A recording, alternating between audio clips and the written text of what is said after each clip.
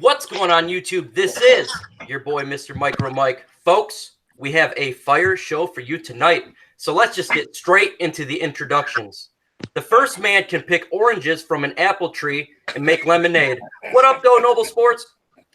What up, though? Let's get it popping. The next man on the table has defeated the sun in a staring contest twice. What up, though, LukeG? What up, though? Salute, everybody. And for the first time ever with MicroMike, the next man, he can sit at the edge of a round table. What up, though, Detroit Drew? I'm just here so I don't get fined. Sounds good. Lastly, we have royalty, the man that Arthur fears since he pulled a sword out of the stone with no hands. What up, though, everything king? What up, though? You know why I'm here. Absolutely. So, Luke, can you go ahead and do a roll call for us? Roll call. We got D. Williams in the building. What up, though? We got the Big Tech. We got George Morgan in the building. We got Vaz Starwind in the building. We got Bug Spray, Dr. Dirks, Best Wine for Last. We got Blue and Silver Phantom. We got Adam. I probably pronounced this last name wrong, but I'm Miss Boyker. I'm sorry if I did, man. But what up, though, Adam? And there's 21 others in here, but they ain't comment yet, so I can't see them. What up, though, to everybody watching, man? Mellow Mo is in the house. What's up, Mellow? Oh, it just popped up. Mellow Mo just popped up in the building. What up, though? Detroit. What up, fellas? They weren't commenting, but they coming through now, man. Let's go ahead and get this thing going, man. Because Mars landed. Absolutely, man. Let's just jump straight into it. So yesterday it was reported that Snacks will be at camp. And also today it was reported that Darius Slay will be at camp. How do you believe this is going to make an impact for the Lions, Noble? And what do you see for the future with this? Oh, man, we pretty much, the writing was on the wall, man. We saw this coming. We knew that these brothers didn't want to lose no money, so we knew that they was coming back. You know, they tried to fool everybody and make us get all crazy and hysterical, but pretty much, man, you knew Darius Slay and Snack was going to come back. I still think that they probably talking to Snacks in negotiations, trying to figure out, you know, what type of deal they're going to sign them to, whether it be like a 2-3 year deal, 4-year deal, whatever. But I think this is going to be beneficial because now we know that everybody is buying in, and that's the key to the Detroit Lions being successful this season is everybody has to buy in from day one. Absolutely, man. Absolutely. Detroit Drew, what do you think about this news, man? How do you think it's going to impact us? It's huge because these two are supposed to be the best two defensive players on the team. And not only just talent-wise, but they're supposed to be the best leaders for the defense. So, I mean, it's a no-brainer. It's going to be nothing but good for this team having those guys back in the locker room, not just training the young guys and showing them how to incorporate the defensive playbook, but even with the veterans, you know, it's gonna be good just overall for morale. Like you said, man, everyone bought in, and that's where it all starts. You got to buy in to win. Absolutely. Absolutely. It's a great way, in my opinion, to start the offseason so far. Field General, what's your opinion on this bad boy? This is not even news for me, man. I think it was months ago we talked about this, and I was like, hit me up if they miss training camp. I just felt like, you know, this is what veterans do. Who, you know, they want to cut their workout short. So what they do? Oh, I'm holding out. Oh, you know what? I got a hangnail. You know, whatever they come up with to chill, you know, I think that's what you see. So for me, this is not really news. I think this is just what I thought was going to happen. I thought they would show up. I didn't think Slade was leaving 12 or 14 million or whatever it was out there on the table. I didn't see it happening. Snacks, I know he's making, what, 7 million? I didn't see him leaving no money on the table. So for me, this was right up the alley on what I thought would happen and what should have happened. And so, you know, no more hypotheticals about who got to go where, who, you know, what if this happened, who goes into what position. Slade's going to be there. Rashawn Melvin's going to be your 2. Justin Coleman's going to be your 3. And we'll let the chips lie where they made for the 4th corner. Yeah, absolutely. Absolutely. It's definitely what we predicted. And obviously keeping all these individuals is good. And I'm going to give the everything king, man. This is exactly how we want it to play out. Now, what's your opinion on all this when it comes to Slay and Snacks? Now they are going to be at camp. Well, always from the beginning, I pretty much, you know, knew that, you know, they were not going anywhere. I do want to say one thing though. It's definitely a player-driven league right now. Even though we haven't had players to actually sit out a season, other players they watch what Bell did. You know what I'm saying? It's going to be situations on teams where these players feel like they deserve money, and they're going to sit out, and they're going to sit out a whole year sometimes. But I've seen this type of thing coming. But with our guys, I definitely didn't think that this was going to happen. So that's why I didn't take the time to make a video about it on my channel. Right. Absolutely. Yeah, there was no need It's a to waste really. of time. Yeah, it was just a waste of time, man. These Yep. dudes. I mean, I'm absolutely, relieved still, even though I really didn't have any worry about it because those two are the focal point of our defense, man. Our defensive line and our number one lockdown corner, we got to have. But I never thought that they would, sit out. Yeah, I agree with that. I agree with that. I mean, listen, ladies and gentlemen, we got 36 people in the building. Can we get 36 thumbs up? We already got a thumbs down before we even got on. So we want to make sure that the thumbs down get all the love that they need by giving us more thumbs up. Let's make sure we do that. Absolutely, man. Absolutely. And just keep the love going. And that's how we defeat the mainstream media narrative. And when it comes to Snacks and Slay, I'm going to just simply go off what you all said. I agree 100%. This is something we all knew was going to happen. They tried to get a new contract. We all knew they were going to show up. And it's good. It's continuing the offseason that has been superb, if you ask me. And we are going into the season just everything's going right. The football gods is loving us. And I'm super excited. And we just found out news today that former Lions defensive tackle Ricky Jean-Francois is visiting and potentially could be signing with the Lions. Noble, what do you think about adding Ricky? Do you think that would be something good for depth? He was a part of our squad last year. No.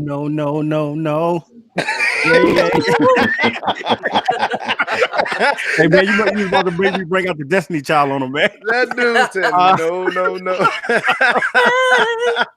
no. No, man, we don't need to do it, man. You know what I'm saying? I understand it's for depth purposes and stuff like that, and he knows the system. They probably knowing the Lions, they might end up signing him because he does know that defense.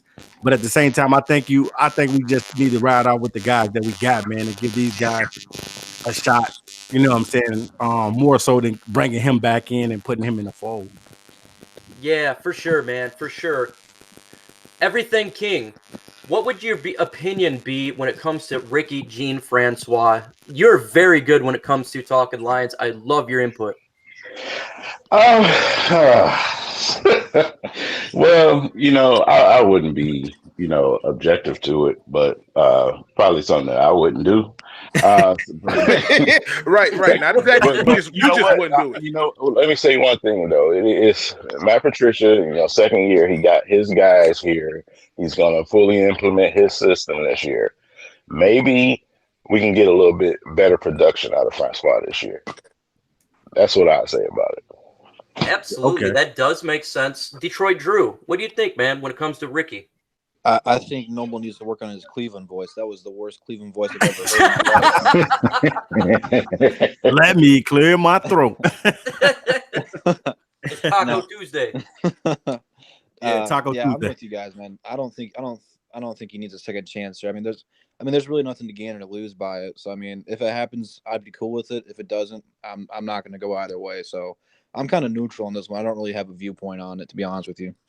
What up, though, Marcus Willis? What up, though, Dennis Wilson? What up, though, Insanely Fresh? Luke, what do you think about Ricky, man? Give me your thoughts. I think it's just more of them doing research and doing homework.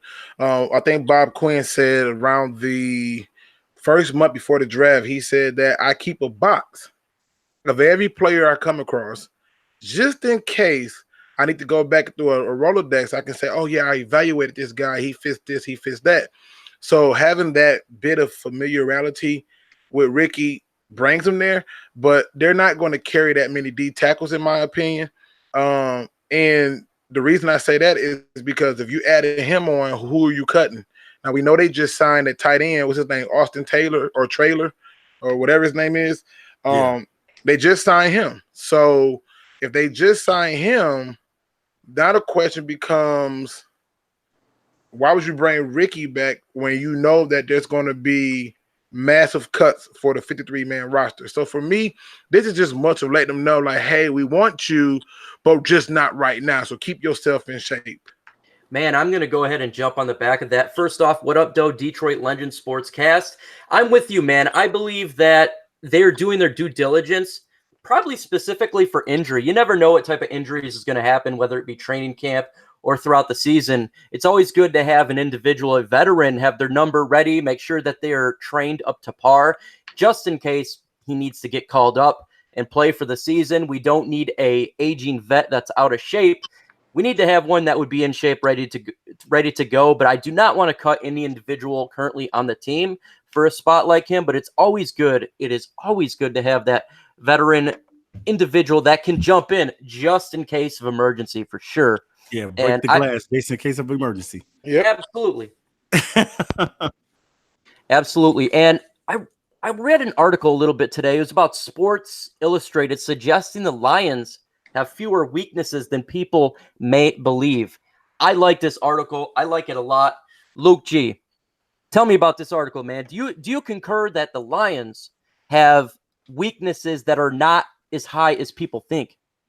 Yeah, I do. I think that it's the same thing with I call it the Jelani Tavai effect now, because many people didn't know who that linebacker was and automatically assumed he's trash. He's got to be garbage. No one knew who he was. And I feel that's the same thing that you see with the Lions safeties in terms of Tracy Walker. Who is Tracy Walker? Is he going to be good? Is he going to provide something?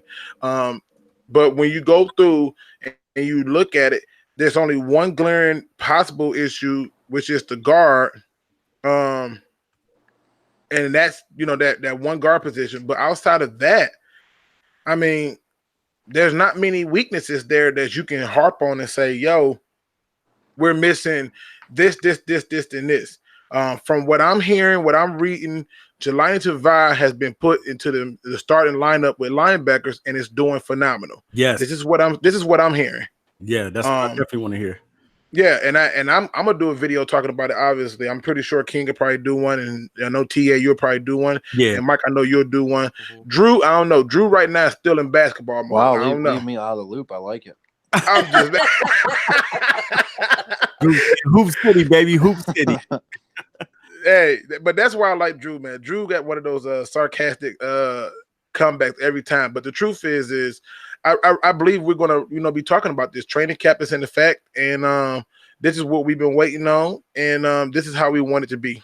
Absolutely, man. We're so close to finding real action. We've been talking about this offseason for a long time now. We're ready to see action on the field and in camp. When it comes to the article, in my opinion, I think this is definitely true. We have so much depth surrounding the team. When you think of the tight end position, think of the offensive line, maybe the weakest point.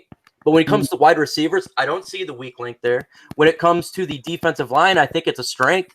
I think right now the linebacking core may be a little bit unproven, and I think the secondary, though, is full of studs, full of players that we can put in there. Detroit Drew, what do you think, man? Do you think that we are basically underrated when it comes to weakness, when it comes to the NFL and their beliefs on us?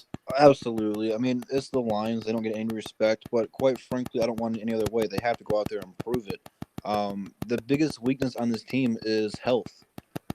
Last season, it felt like every game, at least once or twice, someone went down on the offensive line. So depending on how healthy the offensive line is going to be is really how far we're going to go. That's when it comes down to it. But that's the same issue that every team has, is health. So I don't really think we have a glaring hole that we need to fill. I think we did a terrific job this offseason, both in free agency and the draft, filling every need that we possibly needed. Yep. Absolutely, man. Absolutely. And it's nice to see in this thing finally come together. Noble Sports, man. What do you think about this in this article? Do you think that the NFL and fans, as well as commentators across the United States, are really giving us bad grades and they have no idea what's coming their way? Yeah. I mean, you kind of expect this every year with the Lions. And they're never going to give us props. We can't be looking for props. That's not going to happen until the Lions start winning games and start smashing people in the face and knocking out teeps. Then you know what I'm saying. You're going to have the same narrative every season. They're going to come with this same thing that the Lions are trash. The Lions, they're going to have another bad season. They're going to go 3-12 or whatever they think that we're going to do, and we just want to surprise them. I think that the Lions have the opportunity to shock a lot of people this season.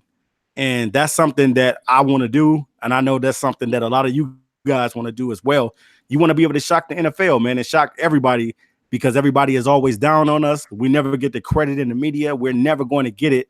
So we shouldn't be looking for it no time soon. Should we as fans be looking for the media to give us a data boy on the back? Because that's not going to happen. Hey, we know the narrative when it comes to people doubting us and believe we can't succeed. That is something normal when it comes to the Detroit Lions, Detroit Sports, and DSA. Everything King, man. Do you concur? We believe, all of us seems to believe that the Detroit Lions roster is a lot better than what the mainstream legacy media believe. Are you in concurrent with that? Absolutely. I've been against the media forever, but you can't blame them, obviously, because the Lions have obviously not had a successful franchise. But I'm gonna say this: as far as our offense goes, I believe we did a pretty good job adding some depth this year with the offensive line. That was one of my biggest concerns going into the offseason was adding some type of depth because when we lost Lane last year, we felt it every single time.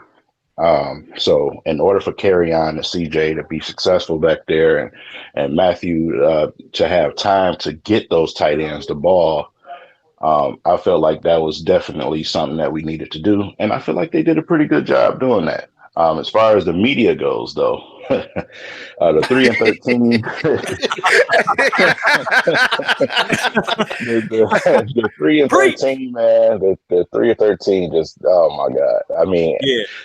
I understand. Okay, the Lions last year they only won 6 games last year. Everybody was disappointed because all the hype around Matt Patricia and the Patriot way and all of this stuff.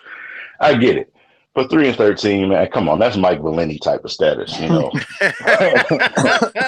I really had a problem with that, man. But yeah, I'm totally in disagreement with the media. It's so funny. It's so funny, man, King, because one of the things that I saw in one of my videos is from a subscriber who basically he was like, yo, getting at me like, yo, you always quick to want to point out bad media. Why? Let the media have their opinion. And, my response was just simply like, all right, man, listen, I'm not even going to debate you on this because I don't understand how you can sit there and say the Lions is going 13-3 as if though they didn't make no improvements, as if though they didn't add anything that would be of value to the team. And the fact that you said it's just more proof that the smart heads are thinking, what is wrong with the media to just come up with these random numbers? Like you really see 13 L's? Like, come on, bro. Like that's you mean they got worse than 6-10? Right. That's unreal, man. It's unreal. Yeah, it's not. Let me say one more thing, man. And another thing that really, oh my God, it had me steaming is the respect they giving Green Bay. It is absolutely ridiculous, man. Yeah. Preach. I mean, they think Matt LaFleur, he just rode in on a white horse, and then the Packers just gonna go and just be successful. When this dude was trash in Tennessee, I don't get it, man. I just don't get it. I mean, it don't just stop there though, King. Madden got the Green Bay Packers as the best team in the NFC North. Wow. like I got a video. I got a video coming out tomorrow with me showing the ratings for Madden in the division. And yes, they have the Green Bay Packers as the highest rated team in the NFC North. And I think it's funny when they got a head coach who ain't never head coached nothing, or let alone won nothing. And then on top of that, the quarterback and the coaches at each other's throat about who can and what they can't do. And we already seen how Aaron Rodgers get when he don't like being told what to do. But yet they're the number one team. And I go through the roster from top to bottom. And I can't tell you where this great team at. It's just shocking to me, man. I know Drew know. I absolutely love it how they gave us a 3-13 record, because when we shattered them with such a great winning record, in which I'm predicting 11-5 winning the NFC North, it's going to blow the false narrative right off their face. It's so ridiculous, these type of numbers. 3-13, that is so disrespectful, man. That is Birdman. Yeah, come on, put some respect on our name. Detroit Drew, what do you think about this, man? I just want to know if they gave Green Bay Jimmy Graham from 2013 or not. That's the only reason I couldn't Man, hey, listen, Drew, you man, I can't right now. Kill it. No, yeah. I think they gave him such a high rating because of Aaron Rodgers' mustache. That combination of 2013 Jimmy Graham and the mustache, much props. But I'm not a Green Bay fan anyway. But it's not just Green Bay. I mean, they got Minnesota way above us, and I'm not I was a Kirk Cousins fan in Washington. I gave him every opportunity to prove me right, and I was wrong about him. He had all the weapons in the world in Minnesota, and he didn't even make the playoffs. So I'm not buying in on Minnesota whatsoever. I know they had some injuries defensively, but they're not going to do anything. Really, it's between Detroit and Chicago. But again, I'm not sold on Trubisky, and that's the problem with Chicago. If he steps up and becomes this great player, which I don't think he's going to, Chicago's limited. I think a lot of what they did last year was smoke and mirrors. I'm not sold on Trubisky, and you need a quarterback to win playoff games. That's why they lost to Philadelphia in the playoffs. It was a low-scoring game. They had no offense. It was all defense. Obviously, defense wins championships, but when you don't have any offense to at least score, it's a problem. I think the Lions are the most I don't want to say talented, but they're the most diverse offensively and defensively, just on sheer potential of what this team can really be.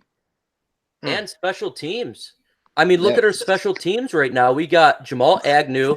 In my opinion, Ty Johnson's going to be back there as well. Agree. We got Mac Prater. I mean, look at the kickers in the NFC North. I know it's a minute detail, but how many times did the NFC North teams lose a game due to kicking last year? The Bears they had 10 kickers on roster and was basically doing a reality TV show elimination style to find a kicker. That's how bad it was for them. Kicking with the stars. Yeah, and I like the comment that Adam made in the chat where he says, I don't see how they hopping them up. They might have actually gotten worse. They overpaid two unproven talent linebackers in Zadarius Smith and Prentice Smith when all the other teams are gearing up, to run the ball and attack the middle of the field. Those guys are not coverage guys. And so, quick note, we got 71 people in the building.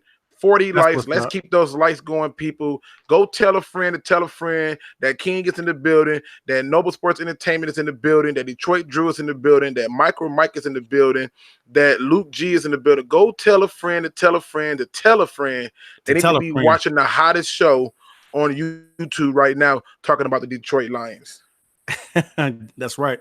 Absolutely, folks. The highest number I have had on my channel is 72. We are at 71 right now. So I am ready to break this record and get this thing going. Do it, Mike.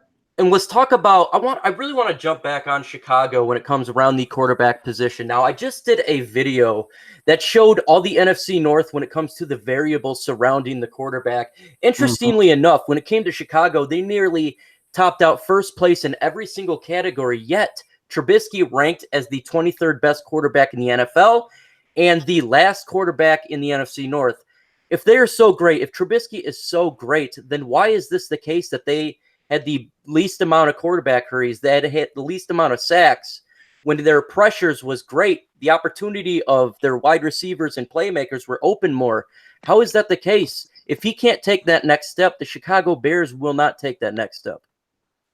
Yeah, I believe basically because he's still learning the game still. You know what I'm saying? He still got baby milk on his mouth, you know. So he's still like, you know what I mean? He's still learning the game, so it's gonna take some time.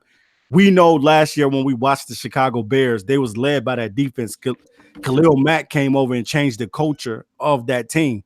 One guy came over and changed the whole culture of that team, and they started winning behind the defense. It was more so the defense than it was Trubisky going out and slinging the ball everywhere. I think he had one game where he threw like 6 touchdown passes in one game, but other than that, I think he's still learning the game, man. I think that's what's up with him right now. Absolutely. Well, Trent Dilfer's got a Super Bowl ring. I'm just gonna throw that out there. Right. Because of the running and the defense, and on top of that, we got up to 74 people. Let's see if we can break 74. That sets a new record for MicroMike. You got a 76, by the way. Yeah, right. That happened faster than I thought, man. Let's keep them coming. But I mean, listen, if you want to open these phone lines up, we can. I see people are asking about it.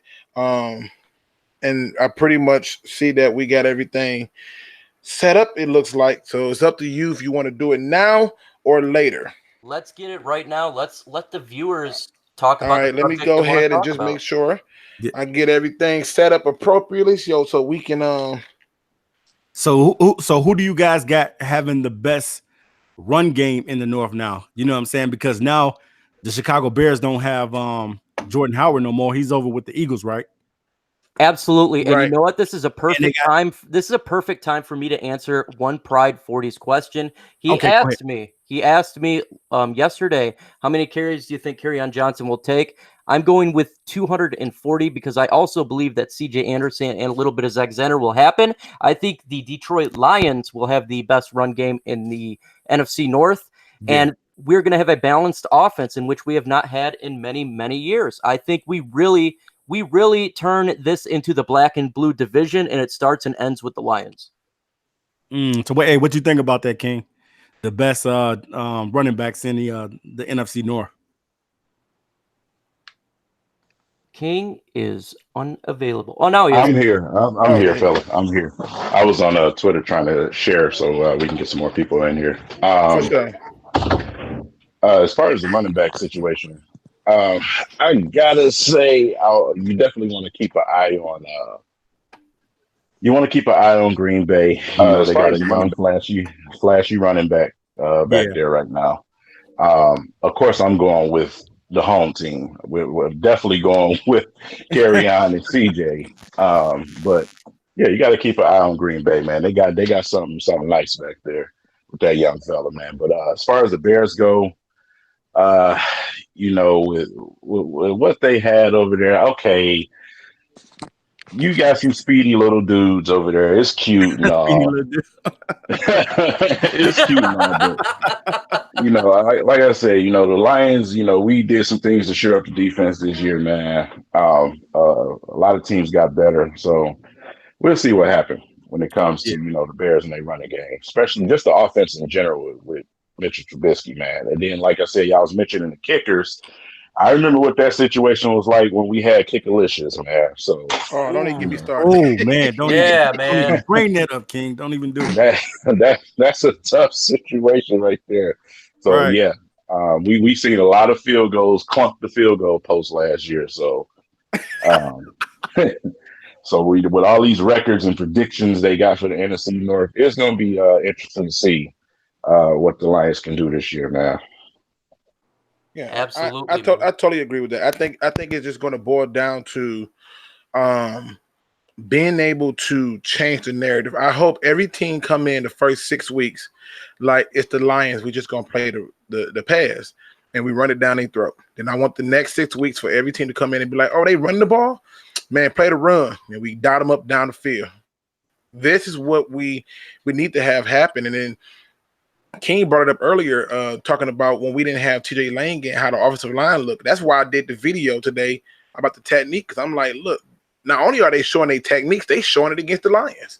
And what Jamal Adams said about Theo Reddick, that when Theo Reddick is in, he know that he's not running the ball, he's getting out because he's a child back. I'm like, yo, somebody got to talk about this. This is ridiculous. So you know off rip that's the kind of way that the NFL has been looking at the Lions as being this one-dimensional team who can just pass. That's going to change this year. Absolutely, man. Yeah. Absolutely. How about them Lions, man? How are they looking? Well, the Lions is ready to rock and roll, man. You can go ahead and put the number out there, and we can get it popping, man. All right, man. I'm going to click.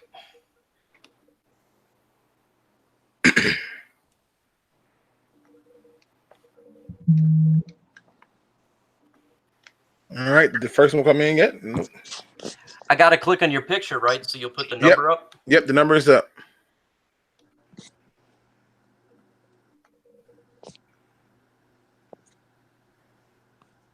I'm not seeing the number up on there, Luke. Oh. Hold up. Hey, bro, listen, if y'all knew how early I was up this morning, Lord Jesus. I don't want your excuses. I want the number. Hey, my bad, Drew. My bad. Yes, sir. Let me go ahead and get it popping.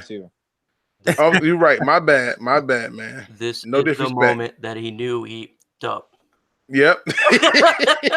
There's the number, fellas. Go ahead and call in, but make sure when you call in, there's two things. Do not do profanity, please, as well as make sure you mute because we don't want to hear an echo.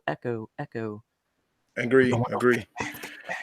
But go ahead, man. Let's go on to the next topic until we get a call, and I'll let y'all know when they start to roll in. Absolutely. So another subject I really want to talk about is what are we going to do when it comes to the first preseason game? What are you looking for? For me personally, I am looking for simply the rookies and the newcomers to the Detroit Lions and see how they start to perform and interact with each other. And I'm ready to see Ty Johnson if he really can run that ball back like we believe he can. What do you think, Noble? Yeah, man, that's pretty good, Mike, that you said that. That's one of the guys that I'm definitely going to be looking out for, Ty Johnson, because we talked about this Theo Riddick thing so many times, and with the Theo thing, I just think that it's time for Theo to get I pretty much just think that it's time to let Theo get a new atmosphere and be able to go to another team. I think it's time to let him go because they pretty much let Sports. Wait, somebody say that's JT, muted. Man. What up, though, JT? Is that JT? Is that who it is? Yep. Let's see. All right, there they go. They coming in now. All right, people. Okay, sorry about that, guys. Joseph Murdoch. There we go. All right, people. All right, so we're going to start off the first call right now. What up, though? You on the round table? Yo. You there? Uh-oh, hold on now, people. Hold on, people. Give me 1 second. I'm going to fix it. Okay. While you're doing that, look, I just finished the conversation. Basically, like I was saying with Theo.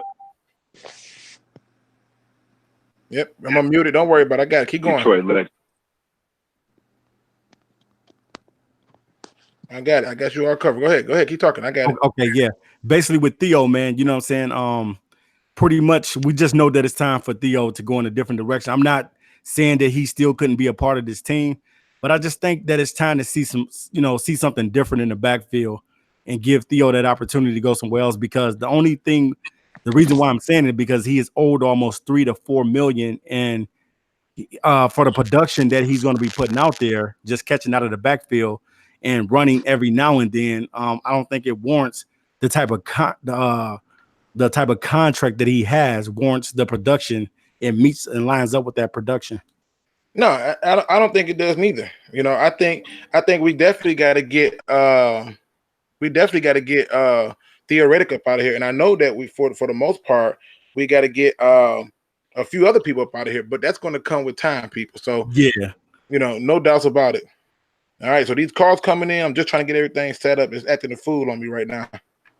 So while you do that, yeah, I'm with you, man. I concur with that. I think Theo Riddick's time in Detroit is done. He is not doing the amount of work that is giving him as the 9th highest paid player of the Detroit Lions. I want to see what we have in Ty Johnson. I do believe in Zach Zenner. I think CJ Anderson is going to have a good year, and I really, really love Kerryon Johnson. I think at this point we have individuals on the team without Theo Riddick that can really do the haul. Yeah. Really, absolutely, man. And Detroit Drew, what do you think about Theo, man? Do you think he stays or goes? Should I stay or should I go now? Oh no, he's gone. But I don't know what's up with you guys, but you guys got to work on your impersonation, your singing. You guys are all off key. Oh my Man. God. That's okay, man. That's okay. We're not professional singers. No, I think Theo's gone, but it's gonna be good though because he's still gonna he knows he's on the line. He knows what's at stake here, so he's gonna come out preseason. He's gonna try to ball. It's good. Him and Ty are gonna be fun to watch in preseason. Rather, Riddick gets cut or not, I don't care. He's going to, but he's gonna ball out before he leaves and give us something.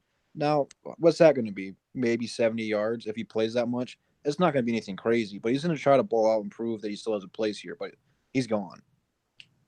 Yeah, I'm with you, man. I'm absolutely with you, and I'm sure Everything King is definitely got something to say about this really quick when it comes to Theo Riddick. Absolutely cannot wait for his input on this situation. What do you think, King? You guys pretty much said everything, man. I mean, the writing is definitely on the wall. It's already rumblings out there about it happening. So, with Theo Riddick, I mean, it's really no point to keep him. Carry-on has perfect hands himself, so he can catch the ball out of the backfield himself. But Ty Johnson, man, you got a guy. He can catch the football, but at the same time, he has speed, and that was one of my problems with Theo. Theo was not fast enough for me when he did catch the ball. Yeah, he'll make the first guy miss, but he's not going to outrun anybody. So with Ty Johnson, Mister, I run a 4.2. I think you pretty much got some guys back there that can shoulder the load. Yep. All right, now I don't know why this thing is froze up on me. The phone lines, I am fixing them, so don't go nowhere, folks. Just give me a second to make sure I fix this. I don't know why this is doing this now, but technology will fail you every time you want it to be right, man. So it will. Hey, man, all you got to do is ask aliens, man. The technology failed when they landed at Area 51 years back. If it can happen to them, it can happen to us. Yeah, I heard about that too, man. The people are trying to go out to Area 51. Like, man, don't do it. What happens first? Did the Lions win a Super Bowl, or do we get to rescue an alien?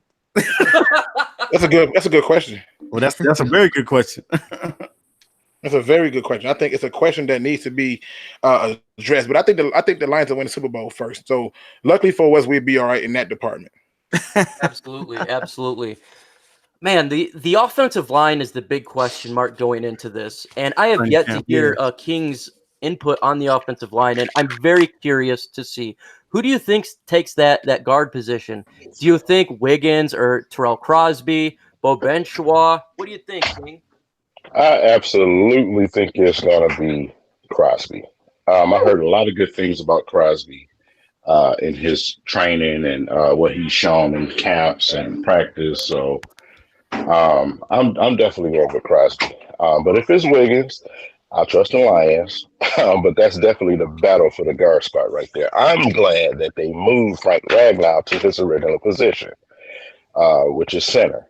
I want to see what he can do as a center. I hate when teams take a guy and put him in a different position when he's been playing a position his entire college career. Yeah, he did rotate back and forth here and there, but he was mainly a center. So I'm happy about that. But yeah, for right guard, I'm definitely going with Crosby. Bo Bishwell, I do believe he will obviously make the team as far as a depth player, but I want to know about Ryan Pope. I want to see what Pope can do. Pope was one of I believe he still is one of the highest paid undrafted free agents. So I want to see what they got with this guy. All right, phone lines are fixed, man. I take the first phone call. All right, first caller, you are up, man. My bad. Talk to me. 313. 313, where you at? What up, Doe? I don't know why he's not saying nothing. I'll put him back on hold. Let's go to caller number 2. Okay. Caller number 2. You on the show. 360. What up, Doe? What up, Doe? I don't know what's going on with this. Oh, I don't know. Like maybe they was. Oh, my bad. Hold on. There we go. Hey, I was muted. Can y'all hear me now, caller? All right, there you go. Appreciate it. 306, man. You on the show. What up, though?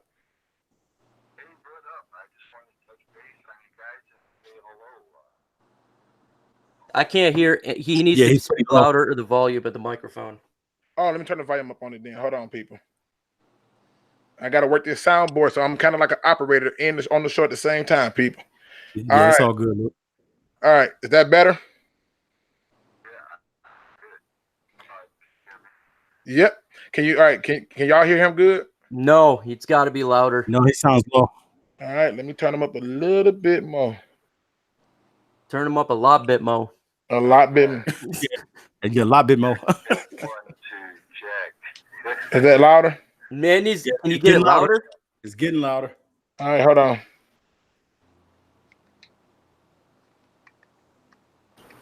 What about now?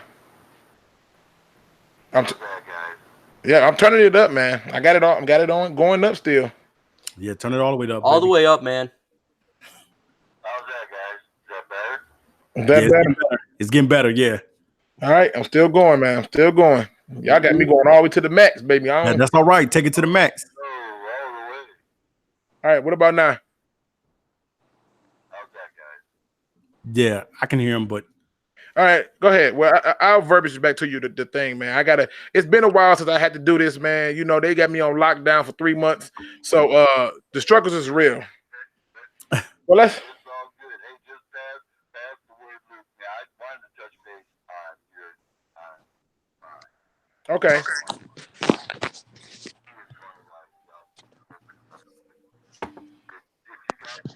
You got to max that volume, man, like all the way.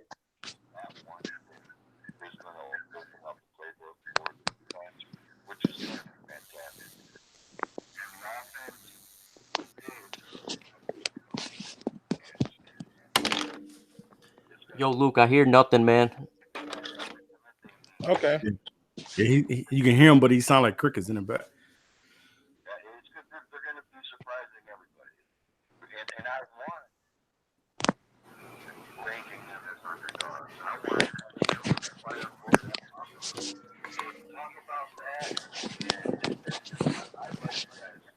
Your show, everyone, all of you are solid. Turn it all the way up, man. Shout out to MicroMike. I know Jim was in the house. King, all of you guys, man. True. Go Pistons, right? Yeah. Everyone. That's a great show. I just want to touch base. Especially you. Shout out. Hey, appreciate it, man. Thanks a lot. All right, people, let me just play with this sound a little bit because they said that they can't really quite hear it. But I appreciate the phone call, man. I'm gonna let you go really quick and start taking these other phone calls. Let me play with the sound on it because I got the volume up, but I think I need to switch one thing. So give me just switch that. All right, I'm going to talk again about the offensive line. I'm going to Go go ahead. with King here, too. You know how I've been on Terrell Crosby this whole year, taking him in the 5th round last year and utilizing him when it came to injury last year and putting him in the lineup this year, I think is a huge upgrade from what it could be. I think Terrell Crosby has a very high ceiling. I think next year he can definitely be right tackle and take over for Wagner, but I believe this year he can put in next to Frank Ragnow, and they can really push that pile. Again, as you all know, I'm an Oregon Duck fan, and that's where he came from. I truly think Terrell Crosby has the potential and the ability to be our starter and really make a difference. Noble, what do you think about that, man? Man, yeah, like going pretty much Mike going into the training camp. That's what was like one of my things that I was harping on, you know, the offensive line being better, and definitely, man, Crosby and those other guys, man, we need all those guys to step up, man, because it's vital that we be able to protect Matthew Stafford. We know what type of injury he played with last season, and we don't want that. We don't want that to happen again because we know the backup that's behind him, and that can be scary if we got to bring him in. But at the same time, I definitely think that the chemistry of the offensive line and those guys gelling and playing well and executing in the preseason is definitely going to be something that we got to keep our eyes on as far as those guys doing those things. Yeah, I mean, I also look at the Detroit Lions in terms of the direction that I know that they're going to go, which is go back to that old black and blue style of running the ball, smash mouth, but keeping it enough balance for you to have to worry about the tight ends as well as the receiving core. And that gives more hope into the direction of where they're going. That's why when this first preseason game come up, I'm simply looking for two things, and that is how much are you going to show the offense in this first preseason game, but more so, who's getting a lot of playing time that we thought was going to be a starter, because they're getting a lot of playing time. They're not going to be making it. Okay, I see what you're saying, Luke. You're saying who's going to get those reps during the preseason. Exactly. Okay. Exactly. That's definitely something to look forward to when it comes to that first preseason game. How are they switching them in and out? See who's actually going to be there starting, and how well they do during that first preseason game. Detroit Drew, what's your opinion on the offensive line? Who do you think wins the guard position, and how vital is this to our team this year? It's key. You obviously can't do much without your offensive line. You can't run, you can't pass. It's pretty self-explanatory. I wouldn't be surprised if they interchange them based on matchups.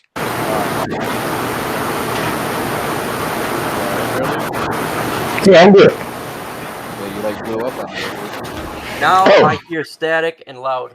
Yeah, that's my bad. That's my bad. I'm over here working, people. Let me do my magic. I got it. Okay. Go ahead. I'll try to rekindle where I was going with that one. But yeah, I think we have one of the most versatile offensive lines in the league. I mean, with all the injuries, we had to play people out of their natural positions, which it took them some time to adjust to it. But you only gain experience for it. I'm going with Crosby on the guard position. I think he's got the most talent, and I think he's worked the hardest for it.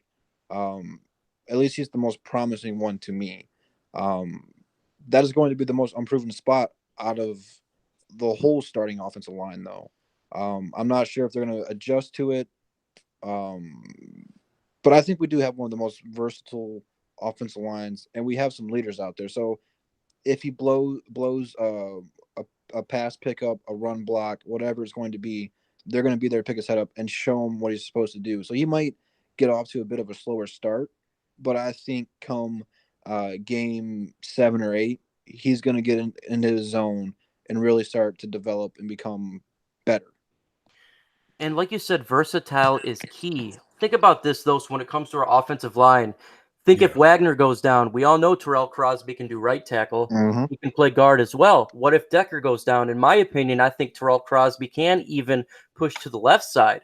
So then at this point, when it comes to injuries, we are fairly well when it comes to that depth spot. But then guard, I think, is just the big question. If Terrell Crosby is used on the right side due to injury, who fills in that spot for him? I do like Bo Benchois. That's one of my favorite free agent rookies. Pope as well. He did sign a very high contract, so it's going to be interesting. I would really like to see one of these young guys do it, even or Joe Dahl over Wiggins.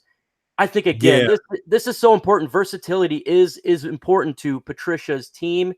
And Noble, obviously you agree, because I'm hearing you saying, if Terrell Crosby is needed on the right or left side as a tackle position, who takes that second spot or first when it comes to the guard? Because it couldn't be Terrell Crosby at that point. That's a tough one. Like you said, it could be Bo.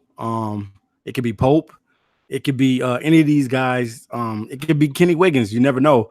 I know a lot of us probably be thinking like, man, Kenny Wiggins, we don't. Some people don't want him in there because they feel like, what I'm saying, he's not as good as protecting or run blocking or pass blocking or whatever. They just don't feel like he's adequate to do the position or whatever. But I definitely think that one of these young guys have an opportunity to push for that spot.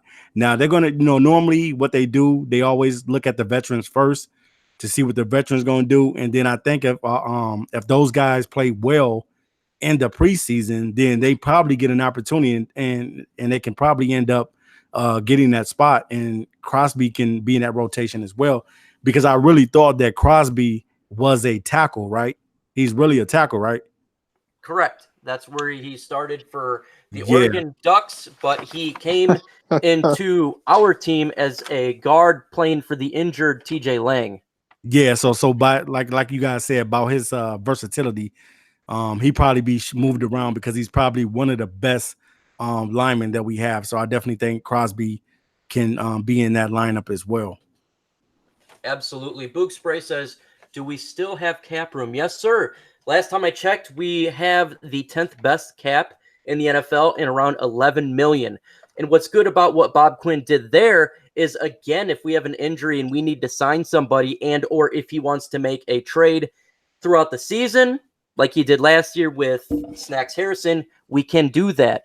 But it's so important to have that money and win financially to continue a winning franchise. Just blowing off money, like I talked about the Pride of Detroit's article saying that we should trade Kerryon Johnson and we would take on the veteran from San Diego would be ridiculous. You're taking on a contract for 10 to 12 mil, and then we're now going to be hurting with cap. We need to have that cap just in case situations happen throughout the season, and we need to make a play for a player if we're looking to be a playoff NFC North type team and an injury goes down. Everything King, we have the 10th best cap in the NFL. We have around 11 million. What do you think about the cap situation and how Bob Quinn has done this since taking over from Martin Mayhew? Do you believe he's done a very well job, satisfactory job, below average? What do you think, sir? Well, I believe, he's done an excellent job. I've been talking about it for a long time on my channel, man. He's not going out there making those boneheaded decisions, man. He's getting guys to fit a system and fit his scheme that works well together, man. He's not overpaying for people. Well, a lot of people argue with the Trey Flowers situation. Okay, I hear you. But he's not out here just throwing money at every single body. The Lions took the initiative this year to get one of the best players available in free agency. Now, we always cry about the Lions not doing it. So now when they do it, everybody has something to say. So Trey Flowers was good when he was a Patriot, but now he's a Lion. He's overpaid. He's not that good. So you already know how that goes. But he has done an excellent job, man. I am absolutely happy with the cap situation. And especially for future situations, man. You never know what happens. You have to have that money available, man. You might have to pull somebody, snag somebody, and get them in here. So I'm happy with it. Absolutely, man. Absolutely. And again, it's when it comes to the NFL, it is a business, and you need to run it as such. Throughout the years, we have not had an individual who ran the Detroit Lions like a business, and it hurt us. Definitely hurt us in the long run as well through cap hell. But now when it comes to Bob Quinn, he is treating it like a business, and in such, to win, you must win fiscally as well. Again, when it comes to Trey Flowers, people can say, yes, we paid too much for him, but I think he's not just coming about production. I think he's coming about mentality. Again, Trey Flowers has been the playoffs. He's won Super Bowls. That's the mentality that we need in Detroit. We need to have that individual that can teach these young guys.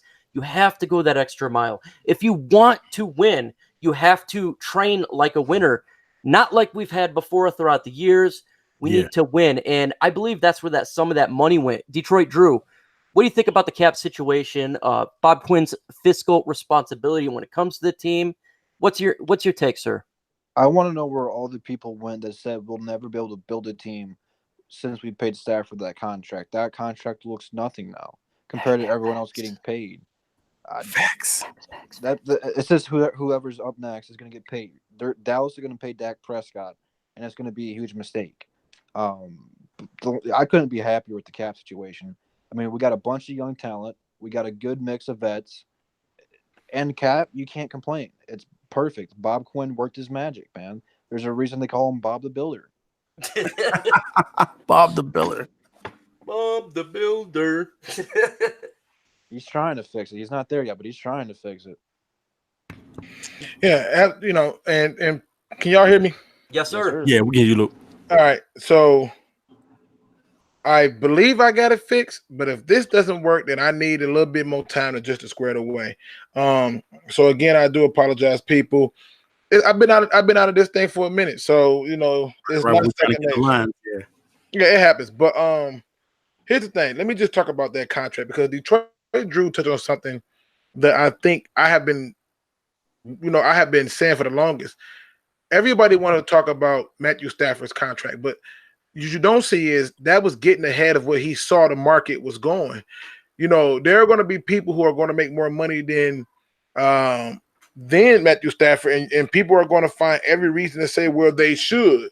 But when you go through and you look at it, it's gonna get real bad. And I know it's rumored that when the contract comes up for Patrick Mahomes, that's gonna hit around 200 and something million. Yeah, it's gonna be crazy. So absolutely. now we don't even have that problem.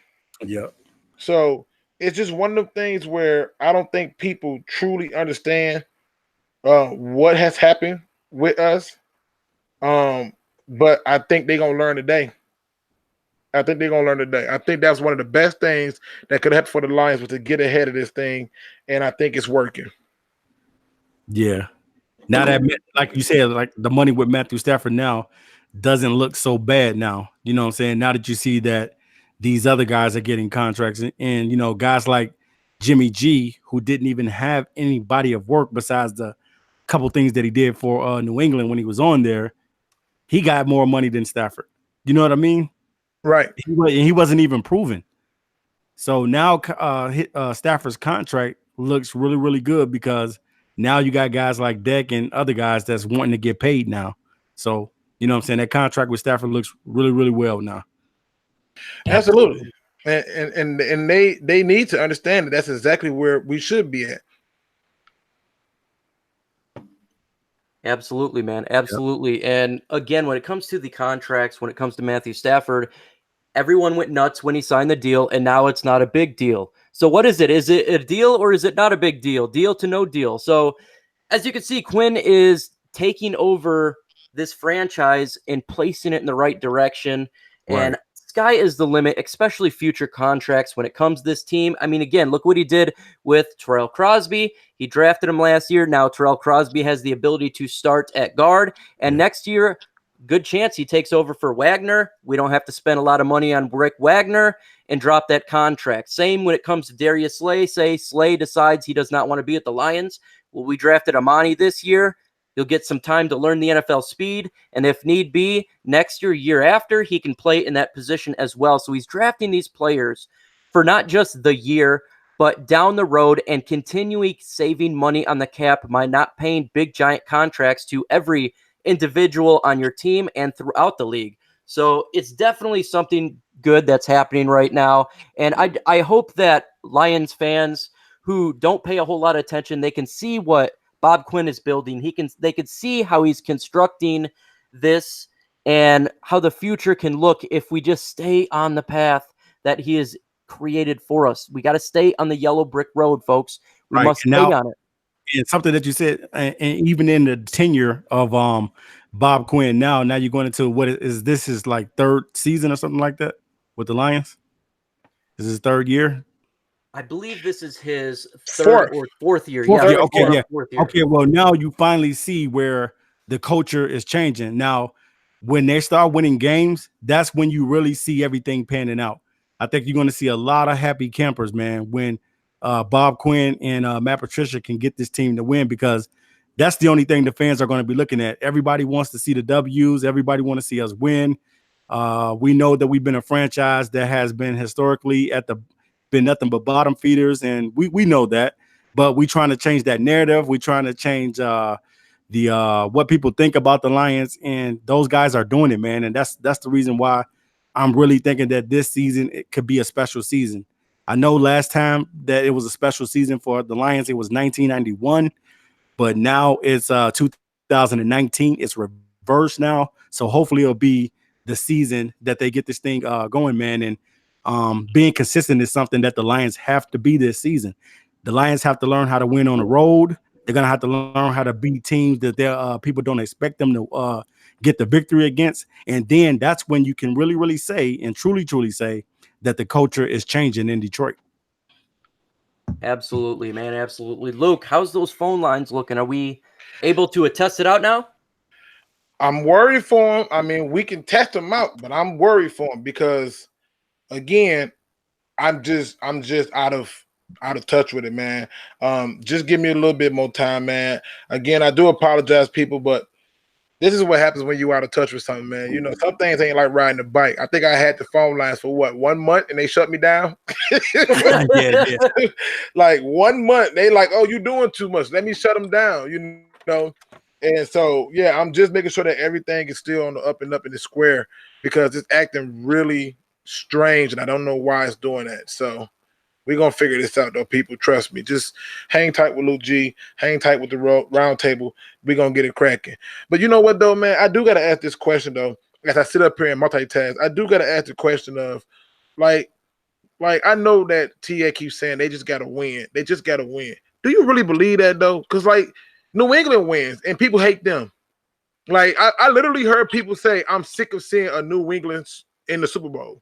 And I'm like, what is that? You know, why is it? You know, but do you guys really believe that that is a thing? Winning will solve a lot of this negative narrative. It's the only way to change it. You believe that? Yeah, I believe it. I believe that winning, even though they're still going to say what they say about us, I think winning changes everything. You know what I'm saying? Because when you're winning games, man, the team is happy, the morale of the team is happy, people are happy, fans are happy, everybody going around slapping high fives to each other. You know what I'm saying? And things are going smooth. The reason why people say things about the Patriots is because they're tired of seeing the Patriots be the number one team in the NFL every single season. And that's the type of culture that we're trying to build over here. But we know that, you know what I'm saying, for us, winning is the only thing because all we know was losing and going home with sad faces every season. I mean, but they hate the winners, though. Even the winners has got problems. I mean, I've never seen such rooting in my life. There were people hating the Rams because they felt like they got robbed against the Saints. And I'm like, why is it this level of anger? I feel like even if we win, it don't matter. And I forget who it was, but they said the word consistently. And it got me to wondering what is considered consistently. Is that 1 year, 2 years, 3 years, 4 years, 5 years? Holy smokes. Your boy. What happened?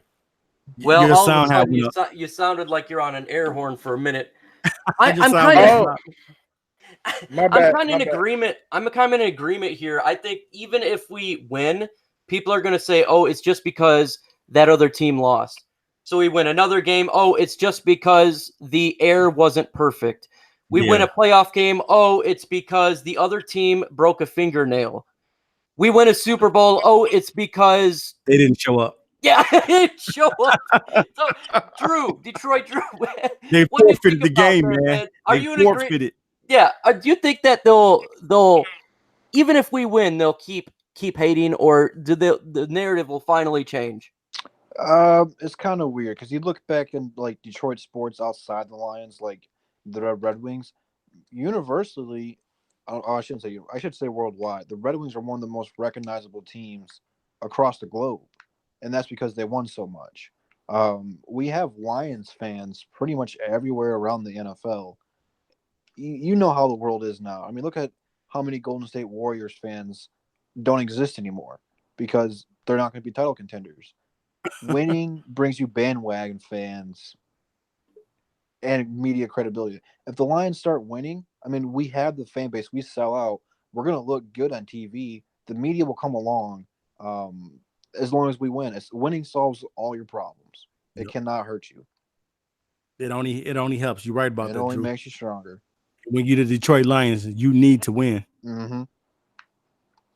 Mr. King, what do you think, sir? Do you think if we start winning, the narrative will finally change when it comes to the fan base? Do you think it will finally change when it comes to the legacy mainstream media? And will it just change overall? Well, absolutely. One thing I want to say as far as teams hating the Patriots, you've seen it in the NBA with Golden State. They win too much, and people want to see something different, man. And the thing is with the Lions, fans love the underdog. They love the underdog. When the underdog finally wins, I mean, you see how many Eagles fans came out of nowhere. So when the Lions they finally win, you can most definitely count on these fake bandwagon fans hitching their wagon and coming right along with the Detroit Lions. But that's just the norm, man. That's how fans are. About a good 70% of fan bases are phony anyway. So if you're the winning team, you're gonna have fans. But the Lions have had so much bad luck when they do finally win. It's just gonna be like a climax situation, man. It's gonna explode, and you're gonna see fans everywhere starting to root for the Lions. Yep. Representing that Honolulu blue and silver. Then we have to pay more for those jerseys, man. Right now we get a discount. Right. Jerseys are cheap, everybody. We just want to let you know that jerseys are cheap this season. Absolutely, man. Absolutely. Like the Browns, this come from Motorola. Like the Browns ain't played a game, and everybody on their jock now. Yeah, it's exciting, I guess, if you're a Browns fan, because they've sucked for the longest time, man. Right. So for their fan base, I wish them nothing but the best. I know the feeling of always losing and going 0-16. It's a terrible feeling. So hopefully they get their luck. It's crazy too. It's crazy, Mike, that you say that, because both franchises have gone through nothing but suffering. You know what I mean? So it's like, you can imagine, man, Cleveland and Detroit Lions meeting each other in the Super Bowl. That would be like crazy. You know what I'm saying? That would be like epic, man. That would be like a sign from God. It's like one of the 4 horsemen of the apocalypse, or one of the trumpets sound that occurred. And see the thing about Cleveland too, because I did a video on Cleveland just talking about their offense. You know what I'm saying? We know how, Baker Mayfield, he was pretty decent last year. He was a runner-up to Saquon Barkley, winning that offensive player of the rookie of the year award. And we know that Baker is pretty much trying to change those guys over there. But you look at the weapons those guys got. When Kareem Hunt comes back, oh my word, you know what I mean? Mm-hmm. Because you got Nick Chubb in the backfield and you got Kareem Hunt, and you know how good Kareem Hunt is. He can catch out the backfield, he can run. The guy can do it all, man. I believe, me personally, I believe last season if the Chiefs would have had Kareem Hunt still, I think they probably would have beat the Patriots. Absolutely. Because every time Kareem Hunt played against the Patriots, he would kill them, man. Every time, whether it was catching or running. So their offense, the Browns' offense, man, is going to be dangerous. But we just got to see how it looks. You know what I'm saying? Once they finally get out there, how good those guys really going to be. Absolutely. I think this season is a massive season for a team. I think they have to win, man. I think literally Patricia and Bob Quinn, we have to get some W's this year, or there is going to be a lot of turnover and a lot of things are going to change if we do not get into the playoffs this year, in my opinion. I think this is a vital year for the regime of Bob Quinn.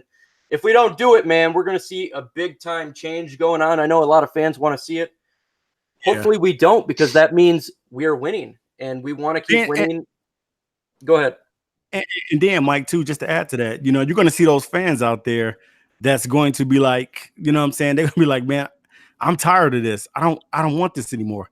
You know what I'm saying? Because you had that last year with some fans. Oh, I'm done. You know what I'm saying? So you're going to have that same type of attitude. If the Lions are not successful this season, people are going to be like, oh, man, I'm really done now. I can't take this no more. You know what I'm saying? So you're gonna see that happen if the Lions don't if they don't show up this season. My opinion, man, if we can't win this season, how can you win? I just feel we've had such a great offseason. The stars are aligning. Everything's going into the place of what Matt Patricia and Bob Quinn visioned for the Detroit Lions. I just feel like this is going to be a special year. I think everything's going to finally come together. I've been watching the Lions for many, many years, and this is the most excited I have ever been about our team. I feel like this is the year, folks, that we are definitely going to make noise and win the NFC North for the first time in a couple decades. And when this occurs, man, it's going to be a great feeling for everybody. We have lived through such misery throughout the years. The people of Detroit, all the hard workers, the blue collars, all the individuals that suffered through times. Everything that Bob Quinn has done is to remedy that issue. And, man, I can't wait. I wish this season started tomorrow. You know what I'm saying, man? I'm ready, man. I think it does. Training camp. What's going on, LukeG? how's everything going on there with the phone lines? Is that good to go, or do we have to do a different idea when it comes to that? What up, Doe? Positively. Hey, he says, hey, guy, I'm on lunch. Hey, can't stick around. That's fine. Positively. Absolutely, sir. Thank you for joining. He is part of the DSA. Make sure you subscribe to Positively, as well as everybody in the DSA. And, of course, our guest, Mr. Everything King, the great one, 313 JMO, Detroit Drew, Mount Rushmore's next face Noble, and, of course, hashtag MicroMike because he's a cool guy. As soon as we get all those subs and we get those likes and we continue to grow, we can take on the mainstream media head on and take them out and change the idea of the Lions fan base. We have dealt with such bad media throughout the years, and we need to do our part when it comes to DSA to change that culture and bring it to a different view. Luke, you back on yet, man? Apparently not. Apparently not. Drew. Yo, sir. Drew, what do you think, man? Drew, what do you think about the idea of the culture changing and the narrative changing? Do you think that this is a big year and it has to be a win to do that? Yeah, it's gonna take some time to do it though, because unlike any other team in Detroit, the Lions don't really have an identity. They've never had a championship team to kind of look back and see what they did to be successful.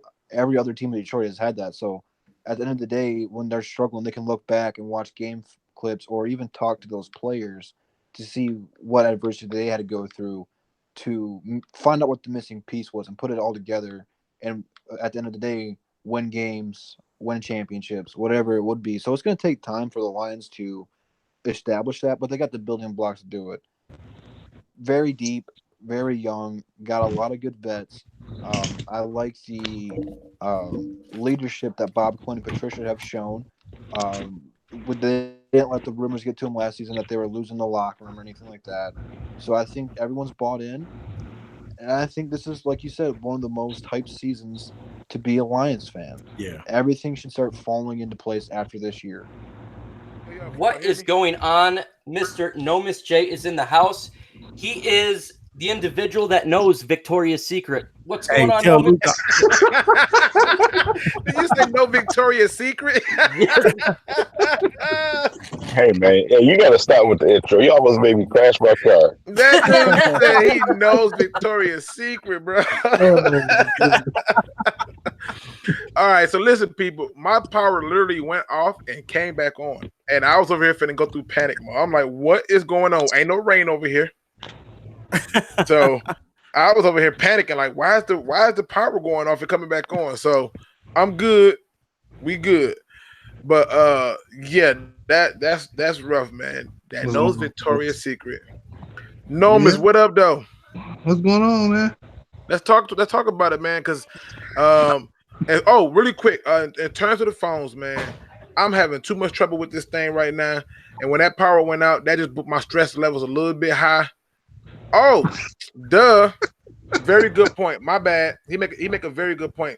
He said just use the cell phone, put the caller on speaker. All right. I see what you're saying.